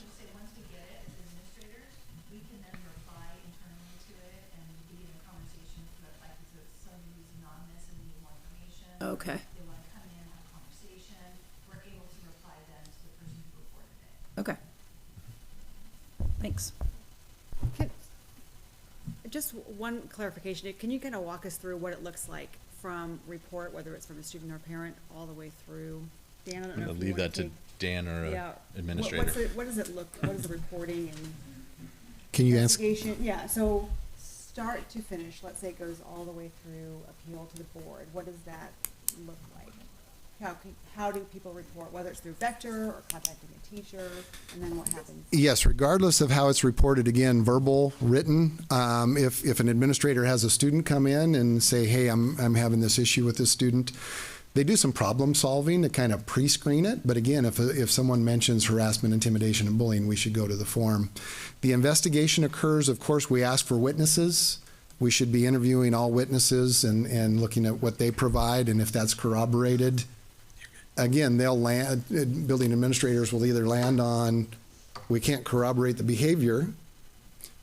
We can corroborate the behavior and it meets the definition of HIB and we'll treat it as such, or, yeah, there was some behavior that was inappropriate. It might not be HIB, but we're going to deal with that behavior anyway. If it is HIB, then they will contact the parent. There is a written letter that is, comes right off of template on the staff intranet website. And within that letter, it defines things. We always, like I said, if there is HIB, we should be looking at each situation individually. There's context to all. Safety or support plans should be based on whatever the context of that particular HIB is and should be offered in most cases, as well as corrective measures. One of the hard things is the parents of a victim. If there are components of the safety plan, like seating arrangements, we'll make sure that your child is not seated next to this other child. They can be aware of those. But whatever school discipline occurs, whether exclusionary discipline or other some kind, that cannot be shared as per FERPA. And that's a difficult thing. And we know that that's a difficult thing for parents to understand. But that parent would get the letter either indicating this was harassment, intimidation, and bullying. Here's some steps we're taking. We can formalize that plan and have students sign off on it depending upon the degree. If it is found not to be HIB, they still should be informed if there was another behavior that was inappropriate, and we've dealt with that. They still have a right to appeal, and again, that appeal process starts with an appeal to the superintendent or designee, which often comes to one of us in the district office. And we will review the entire documentation of the investigation and make a ruling on that. And if the family is still dissatisfied, then they can appeal to the board. Can you talk to what if there's, both parties aren't aware of what any kind of disciplinary action might be taken against one or the other or both of the students if there was a HIB involvement, right? Or if it, let me qualify my question. So it may not be HIB, maybe there was inappropriate behavior that didn't rise to the level of HIB, but both parties aren't necessarily notified at the end of the whole thing if there was any disciplinary action against one or the other, because that's a privacy concern, correct? That is correct. Okay. Yeah, and I think that's probably one of the most challenging pieces of it is we can go through, and investigations take a long time. I mean, this is a lot of work because you want to interview the students, you want to interview any witnesses, and that's all documented. And then we come to a conclusion one way or another, and then we have some disciplinary measures on the other side.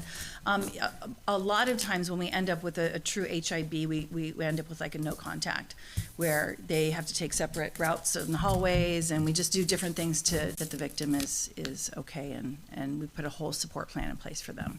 But you're right. I mean, you can't just announce that this person got this disciplinary action. We can say there was discipline. We just can't say what it was, right? We can say that the discipline, we followed our disciplinary protocols. Yeah. Yeah. What's the policy on actually doing that, though? Yes, I agree, we can't maybe say what the discipline was, but is there any kind of policy to make sure that the person that initiated the HIB that says maybe let them know without anything other than we took corrective action on that without going into detail? Do we have a policy that we do that as a follow-up in the case? Yeah, within the procedure, it does indicate that we are not allowed to share the disciplinary measures if we found HIB, that we cannot share the disciplinary measures of the aggressor. However, some of, and I'm going to use the term corrective measures or corrective action, some of that corrective measures and corrective action is part of the support plan for the student. So if that, again, I use the example of assigned seating, that can be part of a corrective measure or corrective action. Here's how we're preventing this. Taking different pathways through the hallway can be part of a corrective measure. Changing a schedule. And let me add one. We are in an era where at the state level we're asked to reduce exclusionary discipline. We really have emphasized, and it's difficult, but need to continue to re-emphasize restorative practices. And what that means is getting those students together if they're both willing and talking through that so that we don't have, so that the person who is the aggressor understands the impact of their actions. And a lot of that support plan involves our counselors as well, for both the victim and the bully. Yes. So the counselors would be involved with those students, checking in, making sure they have the support they need.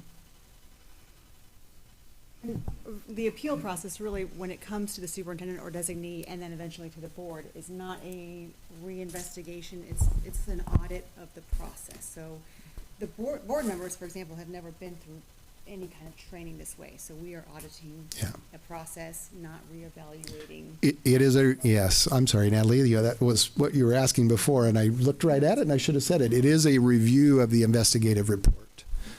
And that is a point of emphasis also to make sure our investigative reports are complete yet succinct and to the point, and easily navigated, for lack of a better term. And that is something that we will continue to work on as well. Yeah. And that's why I brought up for Chris is that for the board, when it comes time to review a HIB, to do an audit or do a review, having it from the time it comes in to the time it might end up in front of us, there's something really chronological. We know when it came in, who touched it, what happened, when did we communicate, hear from the students, the parents, and so that when we get it, it's a nice, neat package, and we're not having to, like, someone just dumped a drawer in front of our lap and we're having to sort through it. It's just easier for us to make sure that we're making a quality recommendation after we do a review.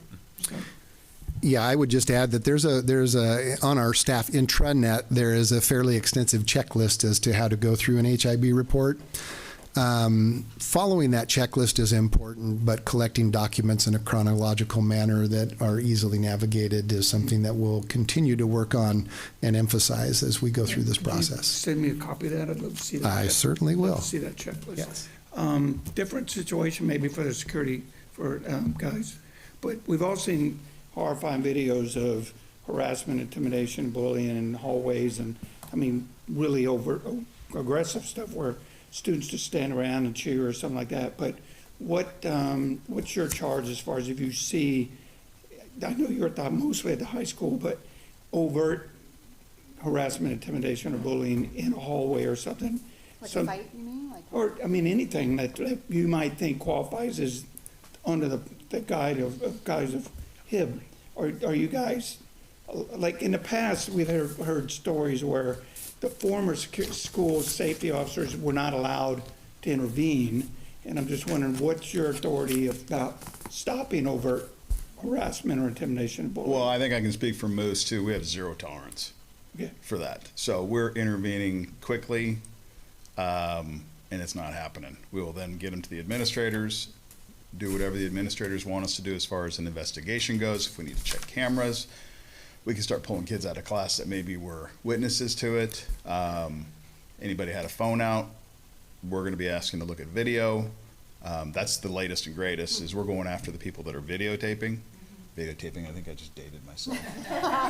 Videoing. So yeah, it's a zero tolerance across the board. So we're in step with administration on that. Yeah. And I know Moose and I personally just won't. Yeah, and that's sort of why I asked that question in a roundabout way ahead of this, but do the students know who you are? So Absolutely. If they witness something, they know where to go. And they know zero tolerance. We don't mess around. Okay. So it's a very clear line that we have, and they know once they cross it, they're going to get talked to. Okay. Yeah, I'm trying to be kind. And can I just say, most of it's not overt when it comes to harassment, intimidation, and bullying. They're not like standing, that's a fight like you might see in the hallway or something like that. But a lot of this is repetitive behavior that might happen in certain settings, like on the playground or in the bathrooms or in a classroom or those kinds of things. And so that's what I was just going to say. And on social media, and then it comes in and it gets dumped in us, and here we see a whole text stream and things like that. But it's not necessarily that we're going to catch HIB in the hallway.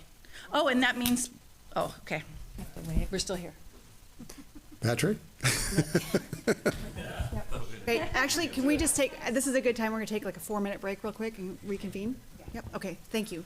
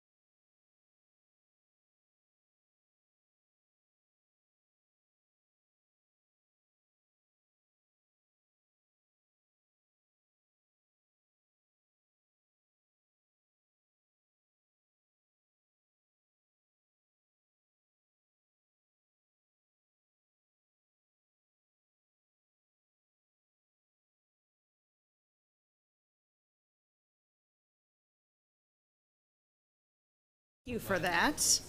Don't be mad at me, but this is what I sent. Okay, great. All right. Is there anything else you guys want to cover on this, or should we move on to the next topic? It's not. I've only got 3 more slides. Sorry. All of those are hidden at the bottom. Okay. All right. Event safety. So we've had some challenges this year, but also some successes. I want to first congratulate everyone, the building principals, the athletic directors, the safety staff, all of the other staff and students and parents on successful fish basket games this year. I want to call these guys up and have them talk about what some of the work that they did, building camaraderie between the 2 schools and the sportsmanship work that went on, led by you guys and your athletic directors. Well, go ahead. You want me to? Well, we've had two boys, 2 girls basketball games this year, and I think I spoke a few weeks ago before those things were happening, and they have been well attended, and and the actual girls games were very, very close, kind of exciting games to watch. Actually, there's been 3 girl games right now. And I just heard while we were in the meeting that our girls won their playoff game tonight, and if Gig Harbor wins tomorrow night, I think they're going to play again. So at Peninsula, but more than anything, some of the adjustments we made, just making sure we have a lot of staff on hand. We talked about changing the stacking of the games and having one of them at Peninsula and one of them at Gig Harbor, and what that it made our facilities manageable, because there were good crowds at all the games, but they were not like dangerous sized crowds, and so it was really manageable that way.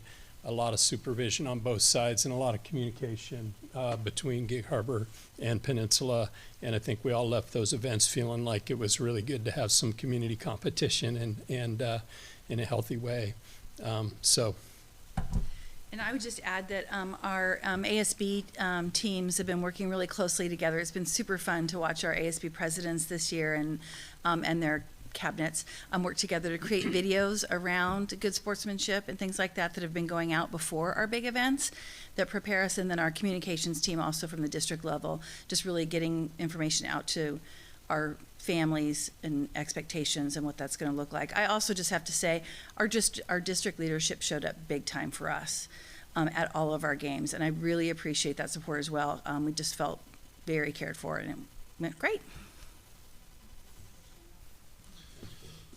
Okay, a couple other things on event safety. We have now a contract in place with Gig Harbor PD for events. We are still working on an ad hoc basis with the Pierce County Sheriff, but I have been working with them, and we expect a contract much like we have with Gig Harbor, much easier for everybody for the next school year. But they're worried about their own Pierce County business office rather than anything else. And so we expect that we'll have a law enforcement contract with Pierce County Sheriff in place for next year too. So those are coming. One of the questions we've gotten quite a bit is having district people wear consistent apparel, or all of the safety people wearing consistent apparel. We've made the decision not to purchase any of that, as we're in the middle of a district rebrand right now. And so we don't want to purchase anything that might have the logo on it as we're looking at getting a new logo. So that will be coming as soon as we have adopted that. The other conversation that has come forward through the SSOs that we really want to bring forward to the community is the possibility of next year moving to clear bag policies at all events, as well as the possibility of metal detection. It is the common thing that clear bags we're starting to see all over in this area. A lot of school districts are moved during football season this year to clear bag policies. It's just like every other professional sport you go to and concert these days. And then metal detection is something that's kind of coming across the country, east to west. And so we may as well get ahead of it, because I think everybody's going to be doing it. And so there's some good products out there. We just need to work a little bit more with the community on those, but we would like to move forward with clear bags and metal detecting for next year. So those are a couple things talking about on event safety. Brent and I have been looking at a couple. Yeah. Portable Inside, outside. So you can roll them. I think the one we were looking at is it's 2 stanchions and then one big one in the middle. And it can be inside or outside. So multi-purpose type. Really neat stuff. And they're kind of the ones we were looking at are quick, more than just like wanding. They're actually a magnetic field that detects metal to move people through faster. So yeah, it's something we're looking at and looking forward to next year. I think our principals and the SSOs have gone through other areas of concern. I think they kind of caught into them in the other one, so I'm going to skip that slide. Just going to talk briefly about parking. We're seeing some problems at our high schools, specifically kids parking in fire lanes and kids parking in handicap spots and just parking overall. And so we will be meeting as soon as winter break is over, or midwinter break is over, to discuss consistent ticketing and fining for parking violations. And so look for messaging to parents coming soon after midwinter break around the potential of us ticketing and fining for parking violations in the schools. And it's not just the kids, and I now have to believe that people are under the impression that when school is not in session, it's an open parking lot, because it happens consistently at every event. So it's kind of a charge now. I mean, it happens here. It happened here on Thursday. It was at Party last night. It was at Gig Harbor this weekend. So I think that consistent messaging with our community partners, and maybe even across the board, whatever comes out from this meeting, we need to just reach out to parents, families, PenMet, and say that parking fire lanes are in effect all the time. Absolutely. That's it. Now it's opening to questions for you guys. So, okay. Right. Sure. More comment. Okay. I was real happy to hear about the rebuilding of the MAC. Yep. And I think you guys have already figured it out that the ICS and all usage of the radios and all that, it's all about the repetitive training too. Even though people are getting the training, I think that's what happened years ago, is that everybody, oh, we're trained, we're done. Yeah. But it didn't continue, and it didn't get that repetitive work on the ICS and the changes on people playing different roles too in the ICS system. Yep. And so that's great. So I was just real happy to hear that. You were talking about the radios, and I know everything went narrow-banded a few years ago, and that made it kind of tough for getting long distance on a portable radio. Yep. Repeaters kind of worry me with power being down. Yeah. So we've looked at a couple of options. We haven't made a decision on either one. One of our vendors that we've been working with, it's currently our radio vendor right now, is recommending repeaters, and that be the main situation. Yeah. The other one is recommending repeaters, but they also have a commercial system that they use that they keep something like 50-something towers across the state running. And so you can use them as a backup if our specific towers are down. So it may provide us some. The nice thing about the radio still, though, is we still have direct connect to connect. Yeah. So, you could, in the worst case scenario where you've lost power and you've lost your towers and you lost your repeaters, you still could do somebody at Evergreen talk to somebody at KPMS who talks to somebody at Minter who can get. Right. And so that'll work no matter what. Right. It's just not optimal. So there are possibilities, and so there are different ways to look at the radio situation. Yeah. Very cool. I can't hold back. The radio station was a great thing back in the day when we had a storm that really knocked things down, and we fired up the MAC and we used the radio station to get the message out to the community, to everybody. And it was just a crucial tool to use when that event happened. So it would be nice, because I know we're not going to be able to send out cell phone messages or whatever with everything being down. So Thank you. Sounds like that's not going away, just maybe not in our programming for students. Right. Right. Right. So Yeah. I think the emergency capability holds in Yeah, I Hope- think yeah, so. I would hope so. And, you know, I don't know how many years ago this happened, but I do know that, you know, the radio station was not something that that group relied on anymore Yeah. because of not knowing what the status of that was. So it wasn't written into the last plan. And so Right. it's something we've actually actively had conversations about is that plus, you know, some of the people on Fox Island have been talking about, you know, that as well. So it's in a conversation, but like Natalie said, it could be maybe somebody else's that's still running it for the community. So, Right. Yep. Okay. Thank you. I just have a quick question. Brent, you touched on this, well, someone was asking about if there were something more obvious like a fight or something in the hall. My question is really a follow-up from a couple years ago. Yeah. Is there, besides you guys and your team, are there policies at the high schools now for staff people to be, what does passing time look like as far as, you know, staff people in the hall? Well, I know we're pushing for staff to step out of their classrooms during passing period. It is an immense difference when you have staff out in the hallways. I mean, it's amazing when you walk out and you've got staff just standing by their classrooms, just saying hello, and you know, the shenanigans drops a lot. I don't know if that's a policy per se, but I know we're focusing on it a lot. I see a lot more of it. It's nothing but Good. positive. Good, because it's a simple thing, but it seems to make a big difference. Yeah. Brent, if I could add on to that for Lori, I don't believe it's a policy. I don't think we have it written into policy. But what you heard from especially secondary principals earlier this year, when they were addressing their SIP plans and sense of belonging, they were talking about 4 at the door plus 1 more. And what they're asking and what they're measuring as they go out and kind of and occasionally survey what's going on is they're looking for that teacher to be in the hall during passing period.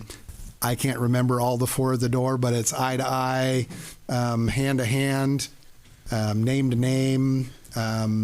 It's part of that connecting and belonging associated with our efforts around belonging, and you can't really do that if you're at your desk during passing time. So it's not policy, but it's a big emphasis, not only for safety but also to increase our sense of belonging. You can dig a little deeper on that when you're talking about psychological crisis with children. Making that eye-to-eye contact and saying hello to them, even if you don't know their names, is huge. And so I know I practice that a lot because you see kids walking and you could just pass them every day and they would just be fine not saying anything, but as soon as you acknowledge them, it changes their whole demeanor. So I do have just one more question about the drug and alcohol prevention, and I know we're getting late, so I'll keep it short, but talking to my own children and their friends, the idea is everybody knows kids aren't supposed to do this. Everybody knows that. There's no one who doesn't know that doing drugs or drinking alcohol is bad for them, but yet there's so many that still engage in that. So I'm wondering if there is a prevention, a model or something that we could employ. Is it you creating it on your own right now? Is there more support that you could get from board or admin to help with that, or what? it's been a holistic approach, pretty much. Mine's I brought with me my personal vendetta against drug and alcohol abuse from my own personal life to when I was a police officer, and then into the schools. Crossroads, I'm teaming with them, teaming with Becky. We're really trying to create this holistic approach where we really need parent participation. We really need teachers to be aware of what they're seeing and not normalize behavior or normalize things that don't look right. So many areas that we can get better at, but it really is just this encompassing, we can get into the business of drugs and alcohol. If we can decrease demand, right, then we're really hitting them where it hurts. And the only way to decrease demand is through education, prevention, consequences, and we talk about it all the time, letting these kids know we care about them and we care about what they're going through. The peer pressure right now is so intense, and the social media peer pressure is a million times worse than what any of us went through in high school.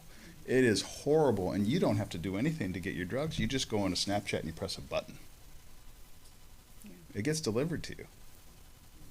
You just go into an app. So there's a lot of differences now, and it's an uphill battle. I told Chris I wasn't going to go too deep into this because I am passionate about it. I'm being careful. I'm walking.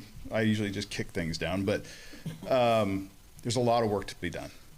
And I think just making the contacts with the parents right now is a big piece of it.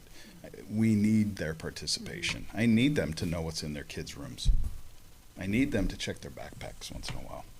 I need them to question the red eyes and the offset behavior, right? We need those things, because just sending them to school like that becomes our problem, and then we have to deal with it. So, yeah, it's a big deal. But anyways, it's the whole encompassing thing. Okay. Yeah. Thank you. Yep. Questions? Comments? Yeah. Just one more comment. I really appreciate, again, this was way back 25 slides ago at the start.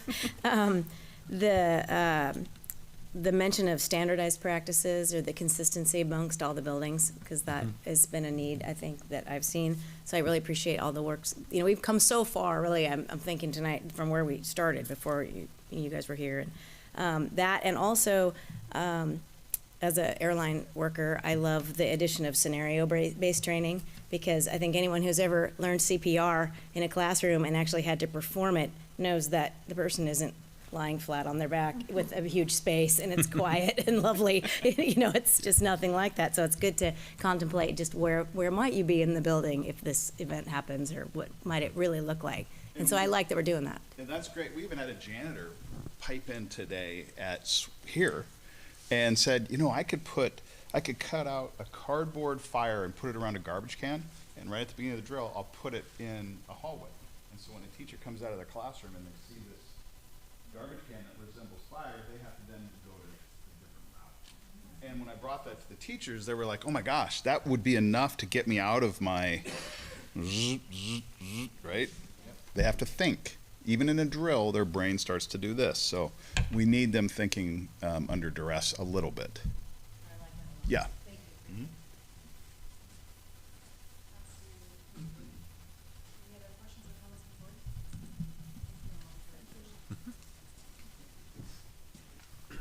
Okay, we do have one other report this evening. We've got Patrick Gillespie with Capital Projects. We have a facilities update. Thank you, Patrick. No, thank you for having me today.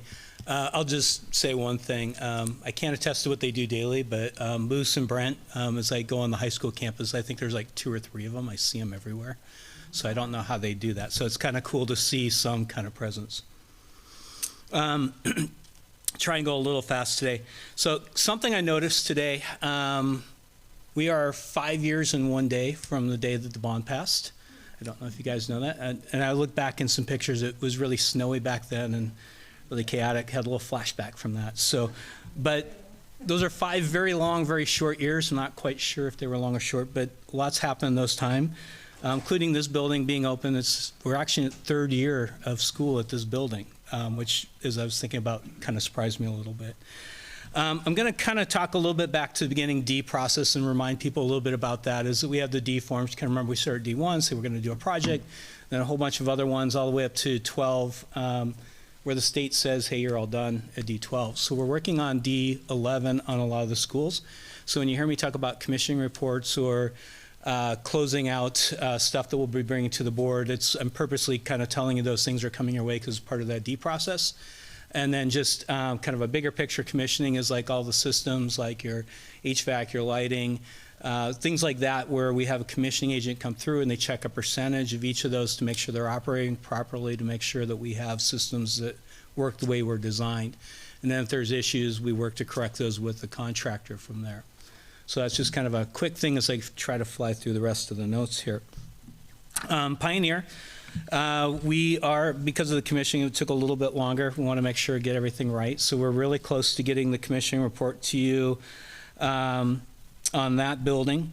We're just about finished with it, and we should see it hopefully in the next month or so. Final closeout of the project will be brought to the board later this month, as after that. One of the things with Pioneer is that we don't really have to follow that D process. We didn't get state assist dollars with it, but just we're doing it the same. We've done it with the whole way through with WSSP points and all that kind of stuff, so we're just carrying that process through as well. Artendale, final punch list items are being completed. There are only a couple small items left. Commissioning is also down to a few items to be completed. Once commissioning report is complete, we'll review the report and bring to the board for approval. Evergreen, we are working on preparing the commissioning report for board approval at the February 27th board meeting. Tanya Donato will be getting that to you hopefully tomorrow. So that's coming your way. After that, project approval will be brought to the board at a later board meeting from there. Let's see, Kopachuk, contractors working on completing punch list items. We continue to work on resolving outstanding commissioning issues, and closeout paperwork is being worked on by our general contractor and our project manager. Key Peninsula, our contractor, continues to work on completing outstanding work. Architect working on the punch list for areas of the building that were later phases of the project. And then the east corridor, which goes from the commons to the gym, was opened last week. However, there's still flooring and other finishes that need to be completed. I know they're supposed to be working on some of that next week when kids are out, but it is nice to have a full open building there now. Penn Light's scheduled to remove the old transformer that ran the power to the building next week. And that's kind of, after 5 years, we're getting a little boring. But I would like to thank students and staff in our middle schools in particular. I know it's been really tough on them to do a phased project with them around, and they've been great. And we really appreciate them. So I just want to make sure to thank them and honor them a little bit for going through that process. I know it wasn't difficult for all of them, but we really appreciate it. And I hope the end product, when we're all done and out of their way, they'll be super happy with that end product. Can you just speak a little in your experience having done now complete tear down and rebuild versus a modernization? I think kind of the perception is a lot of times that the modernization and whatnot is a big cost saver. Is that what our experience has been? Is it a wash? Is it? Yeah, so I mean, there are different things, right? So with like the middle schools and modernization, we fit it to the budget that we had to get the most out of it. The downside to it is that with a new build, you can build things bigger. So we had smaller classrooms there that we weren't able to open up more, right? So we're going to continue to have some smaller classrooms where if we built new, we're likely to have gone with a bigger size classroom. You're more likely to get other areas of the building that be more functional about layout and stuff like that. So you're kind of taking that old layout, updating it, trying to make changes where you can to make it the most current you can. But it saves, you're not spending as much as a new build, but you're not getting the best final product that you would from like a new build. But, it's just a matter of, if you don't have the dollars for it, it's a great alternative, which is what we did at the middle schools, to get something that's done and amazing, but yet not what we would have really wanted had we had the money to do brand new schools. It might have doubled the cost of what we paid for the modernization versus a new school at the middle schools. Hard to fully say that because we didn't dive deep into it, but give or take, I'd say that. Does that kind of answer? Well, I think it's just order of magnitude. So double the cost you mean for if it construction costs. Your soft costs are probably all the same though. Okay, right. Matter of fact, your soft costs might actually be less. So it's like, so as you kind of dive into that, it's like it may not be a 50%. You might be like more 35%. You could get down to 25 because the soft costs at the beginning, where the architects got to go through the building, try to figure out what was done in the past, look at old drawings that, from 1980 we didn't have a really good record set from that. Mm-hmm. So I spent a lot more time and effort going through the building and doing those kind of things to put the drawings together. Then you have a bigger change order issues going on. Mm-hmm. So it's like I'm kind of only dealing with the costs that were like at the bid time, but when you look at the final costs, which we're not there yet, I could probably answer that better, but I'm guessing guessing. I know our change order costs in the middle schools are significantly higher, and that's just to the unknown of what you take apart and then having to put it back together, and you find a lot more. With a new build, it's like, well, you design it that way, there's a lot less unknown. Yes, there's change orders, but it's a fraction of what the remodels are doing. So I think when we get done, we can assess that a little bit better, but it's gonna be 25, 30%. I'm doing a little guessing right now. Thank you. We can do real math though eventually. Sure. Thanks. Yeah. Yeah, I was just gonna say, you know, that country western song by Garth Brooks about unanswered prayers, that sometimes the best things that happen are unanswered prayers. Because 2013, everyone was praying that capital levy would pass to build a school here, and it failed. 2014, that levy bond debacle, if this passes, this goes down, everyone was praying that would pass, and it failed. In 2018, the Everything for Everyone bond, everyone was hoping, praying that would pass, and it failed. But the answer prayer came in 2019, and so whether it's, you know, it's just amazing how everything turned out, and what a blessing it was that, in hindsight, that those other ones failed, even though, because those are just for one school, or the one a little bit for everything. But the way it ended up was just the way it all fell into place. It's 6 for 4, and, you know, getting them done so quickly, and with having you here and Art, and it just, all the pieces came into play, and it's just commendable how your work, your team's work, the community supporting us, it just was a perfect storm to pass that bond at the right time to get everything done. So that's just a comment. It's turned out great. So I don't like that bonds didn't pass, but I think you're right on how it laid out, wound up really well, that we had a great plan going in. I think it sets us up with a great foundation for the future. You know, and working with Creston, and our amazing board, you know, you guys have been phenomenal through it too. So it's been really a great experience. And I just recently have had more time to reflect on that, like just realizing today we're at 5 years, and that the school's been open for 3 years almost. Coincidentally, tonight is the night that all the levies and bonds in this for schools. We'll find out later tonight how they did. So. Yeah, and I think our community's super excited about these schools. I mean, I've heard a lot of good things. I hope you guys have too as a board. You know, see a lot of amazing things that we hadn't seen before with the riding of the bikes. I know we've touched on that many times, and we've corrected the bike. We totally missed that. We would have said no one's riding their bikes because none of our other schools they do, but here they do a lot. So there's some really great things with the new schools, the things that Pioneer with the STEM programs and, STEAM, Stephanie, she'd really get on me. Apologize, Stephanie.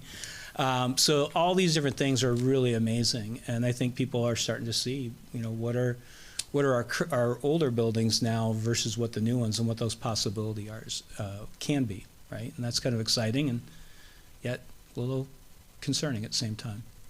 Mm-hmm. So kind of following up along Jennifer's questioning, I know how I feel like the longevity of the schools that we're building right now, like this school here, I'm looking at it, I'm going, this is a 50-year building before we have to do anything major. That's HVAC systems, plumbing, things like that, in my mind. Yeah, I sure hope so. I would say always got to be a little careful in today's world with HVAC and some of those. There's some built-in obsolescence and some stuff like that. But yeah, if I could get 20 years or more, 30 years out of an HVAC system, we're doing really well. And we're doing that at some of our older schools right now. But yeah, I hope this is a 50-year building plus. So as far as the systems, I would think that those 2 middle schools that we retrofitted are equal to the new schools we built. Yes. So everything as far as HVAC is all new, right? So all new control systems, which are problematic in our older buildings, new HVAC units, you know, new plumbing.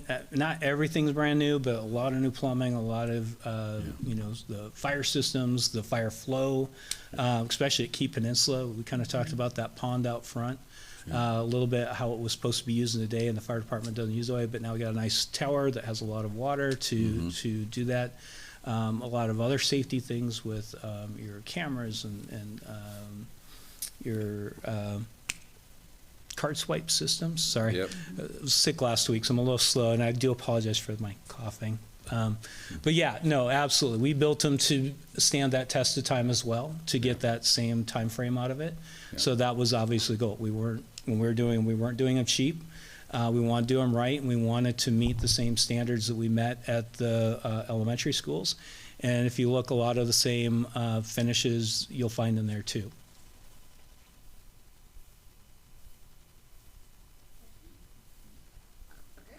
Perfect.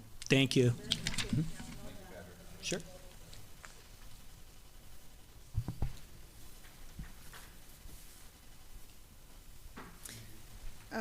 Item 7 this evening is old business. This is the policy adoption of policy 3140, release of resident students. I'm just checking my notes. So there is a language change in here that I wanted to bring up. This is something that we are required to do by state law, actually. So I'm going to read to you the language change. In this policy, there's a line that says a parent or guardian will request the release of his or her child by completing the appropriate district form, including the basis for the request and the signature of the superintendent or his or her designee of the school district which the student will attend. That has been stricken, and it's been replaced with the following language. The district must use the standard choice transfer system in the education data system, which is abbreviated as EDS, to process requests for student release. So, technicality, but if there's any questions about that, I think Dan or Ashley, if you have a question. So that is the updated language, and Tanya will update that on the website if we approve this. Is there any discussion prior to the vote? It's first reading. First reading. You know, it says first read. It is a second read, okay. Yeah. So, given that it is a second read and time for adoption, is there any discussion prior to the vote? Is there a motion to approve item 7.1? I move that we approve item 7.1, first 3140, release of resident students. Is there a second? I'll second. It's been moved by David and seconded by Lori to approve policy 3140 related to the release of resident students. All in favor say aye. Aye. All opposed? The motion is carried. Item 7.1 has been approved. Item 7.2, policy adoption of 3141 non-resident students. Is there any discussion prior to the vote? Is there a motion to approve item 7.2? I move to approve item 7.2. Is there a second? I'll second. Okay. It's been moved by Jennifer and seconded by Chuck to approve policy 3141 related to non-resident students. All in favor say aye. Aye. All opposed? Motion is carried. Item 7.2 has been approved. We have no new business this evening, so rule number 9 is superintendent's report. Well, I'd like to start by thanking you for letting me sit in for Superintendent Barr tonight. It's been enjoyable. I'll try to go quickly. We're running late. I just wanted to comment on Love the Bus Month. It was great to have all the bus drivers here. They do have a great team, and that team does have a great leader in Dawnette Wright. She is fabulous, and her team there in the office is wonderful as well. And I didn't want to leave that topic without saying we are still hiring bus drivers. So if you are interested, always going to make that pitch. February is Black History Month, and we have schools recognizing and celebrating Black History Month in a variety of ways. Those include highlighting the importance of significant contributions made by Black people throughout the history of the U.S., through newsletters that they're sending out to parents and staff newsletters, and also through morning announcements, displays of significant Black individuals past and present and their contributions, those being posted throughout schools, grade level and or ASB projects where students research and report on significant contributions from Black Americans throughout history. So our schools are really making a concerted effort to dig into that and have our students, again, really kind of appreciate and recognize the contributions that have occurred throughout history. Last week, February 5th through 9th, was National Counseling Week.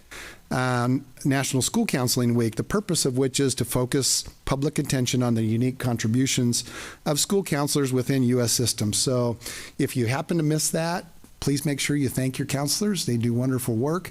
Chris alluded tonight to even the collaboration between our safety and safety group and counselors.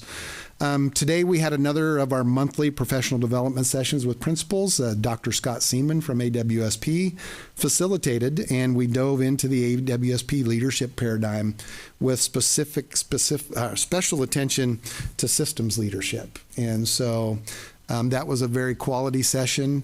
Dr. Seaman has reached out to our district as well as others because the model that we're using is something that he is attempting to replicate across the state and is actually coming up in national conversations in terms of how to really provide principals with professional learning and development throughout the school year. So that was really cool. Our middle schools held their staff training day on Friday, February 2nd. That was the day between semesters. That is really an optional day for staff. They get paid if they attend, and so some opt not to attend. That was very well attended, and the work was very purposeful. It was specifically focused on SIP goals and the instructional practices, the instructional moves necessary to reach those SIP goals. So I just wanted to share that with you as well. It's really great when people have an option. If they see the purpose of the day and they know the work is going to be meaningful, they show up, and it was very well attended.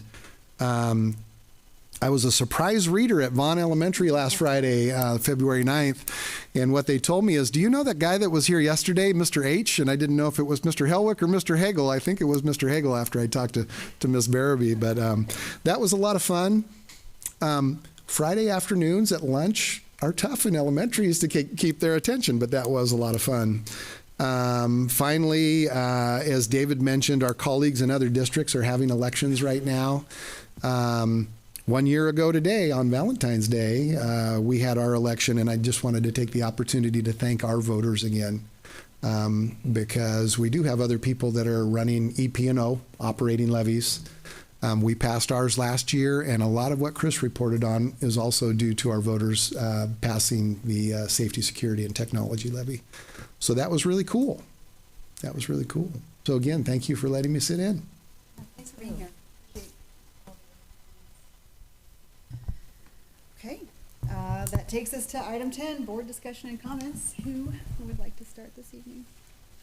I'll just go down the line. I'll go first. Great, I'm just gonna make a comment, sort of piggyback off what Lori said. In the 10 years that I've been on the board, I'm in my 11th year now, to see where we've come as a district in that amount of time. Not only the new schools, but the progress we're making in safety and security, the progress we're making now in AI, and sort of leading the nation in that. I follow Chris on LinkedIn, so I'm seeing all his posts on that, which is pretty cool. The representation that we have on various committees and boards across the state. Just really impressed to see how far this school district's come.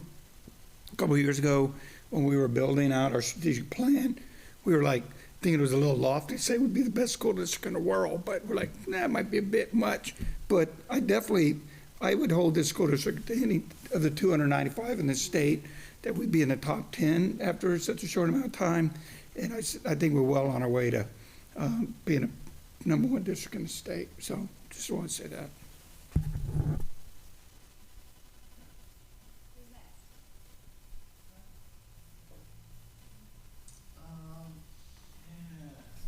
It's on my mind.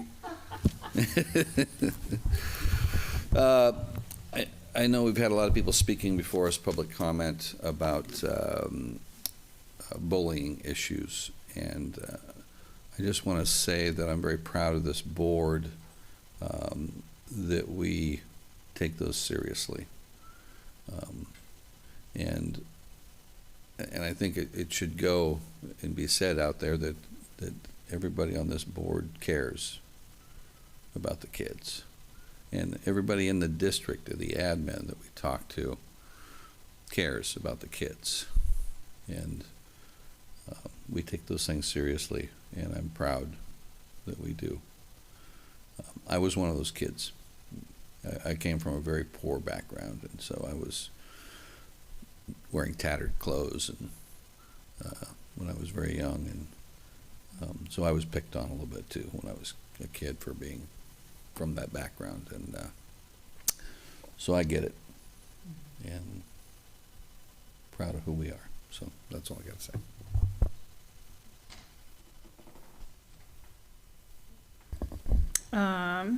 Similar to Mr. Gregory, I was a surprise reader at Vaughan. I was on a Tuesday, so they were a little more relaxed. And of course, I had to bring Iggy Peck, Architect, my favorite book to read. So it was really fun, and I was impressed, quite honestly, with a lunchroom. I thought they were amazing. I mean, they were better behaved than my own two kids. So anyway, and then I got to go last night to stream night at Purdy, which was really fun. And I've got to give a shout out to, they had the Key Peninsula Beekeeping Society there, which was so cool. And we got to have scoops of honey, and it was really just a wonderful event. I mean, it was such a neat combination of science. You know, they had the stuff that we've kind of come to expect in this district, 3D printers and, you know, Snapology and all this really cool stuff. And then with the R with the reading in the stream, not writing, the R is for reading, a big book exchange, which was great books in there, and kids were welcome to take whatever books they wanted. Awesome event. And then one quick plug, the special education parent advisory group met Friday, and so they're off and running, really making some great strides in, I don't know if you've looked, I mean, it's been up for a while, but there's really just a lot more comprehensive resources available on our website. And then that parent education series that they started last year. So they have an upcoming one on February 28th. And it's going to be on executive function. And this was one that was given last year, and it was extremely well received. Just sort of any parent of a child knows that executive functioning and that higher order thinking and self-regulation is a constant challenge. So to be able to have that professional kind of more understanding about what's actually happening with children as they're evolving and their ability to executively function is really helpful. So please come to that if you're available on the 28th. That's it. I do not have much. Just also want to give a shout out to the bus drivers. I do love the bus. And just I really appreciate how well trained they are and how much responsibility they have. And so it was nice to see so many of them here tonight. I want to talk just a little bit about legislative update. It's just been a really fast-paced session. Also, as a segue, I'm in a group of 18 different districts. There are board members that were part of it's called Leadership WASDA. So we're going through a 1-year-long cohort of leadership training, and we have an opportunity to get together every other month for a couple days to meet and have seminars. So this last week we were down in Olympia, and we're meeting with a couple of legislators, and we were kind of asking, you know, what do you need from us? And our lens is always, how can we be more successful? We're always advocating for our schools and our kids. And one thing that Representative Berg said was, having been a school board director at 2 different school districts in the past, said we actually never really hear a thank you. So recommend when you go in to meet with your legislators, start with thanks for last year, because it might not seem big to us because our asks are so huge that to get just a little bit still really is reflective of a lot of work on their part. So tonight I want to be very intentional about thanking our legislators. Senator Randall and Representatives Hutchins and Caldeer are absolutely in the fight for us.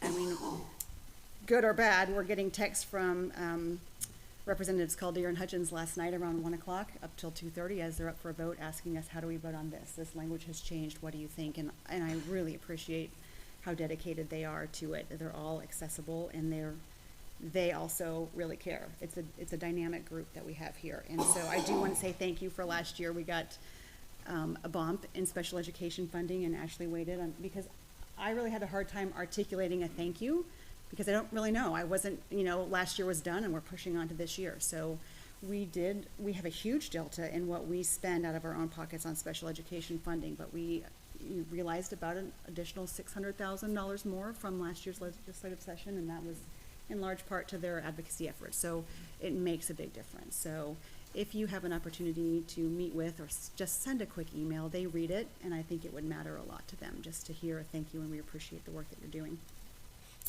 That said, also going into a couple other bills, the experience factor bill that we were really hoping for, that would bring in about $4 million for this district based on our mix of experienced teachers. We get funded because the state recognizes that we pay more for that experience. We were looking at hoping to pass a bill that would bring those dollars back into our district. The bill at the last minute was changed in the Appropriations Committee, which in my opinion completely rewrote the intent. It's no longer about experience factor, it's about districts that are experiencing higher rates of poverty and homeless students. So we were cut out of about $3 million, so instead of realizing $4 million, if it passes, we will get about $1 million. So again, this is what Representatives Hutchinson called here, asking, do you want us to say no? I think we're gonna be the only ones who say no. Is it worth, that political capital? Turns out that I think that might have died anyway, the whole bill. So it's just such a fast-moving ballgame, so we'll keep focusing on that MSOC, the operating costs, which is now a bill. It was originally just gonna be a budget request. Now there's a bill being pushed for that. So those are the big changes, or really the things that we're focusing on there. And then just related to that training with all the other 18 districts, I wanna kind of chime in on what David and Chuck have said, that I've never felt more proud to be a representative of this district, and sometimes it feels a little bit like imposter syndrome maybe that we all have, to have joined and taken on this work because of something I am so passionate about as a parent and as a community member, and to be able to be engaged in the work that promotes our district and what we do, seeing how other districts are struggling, whether it's with their leadership, trying to find a superintendent. Every single district, except for one other in the group with me, was facing serious budget crisis year after year after year. We're talking $35 million this year and next.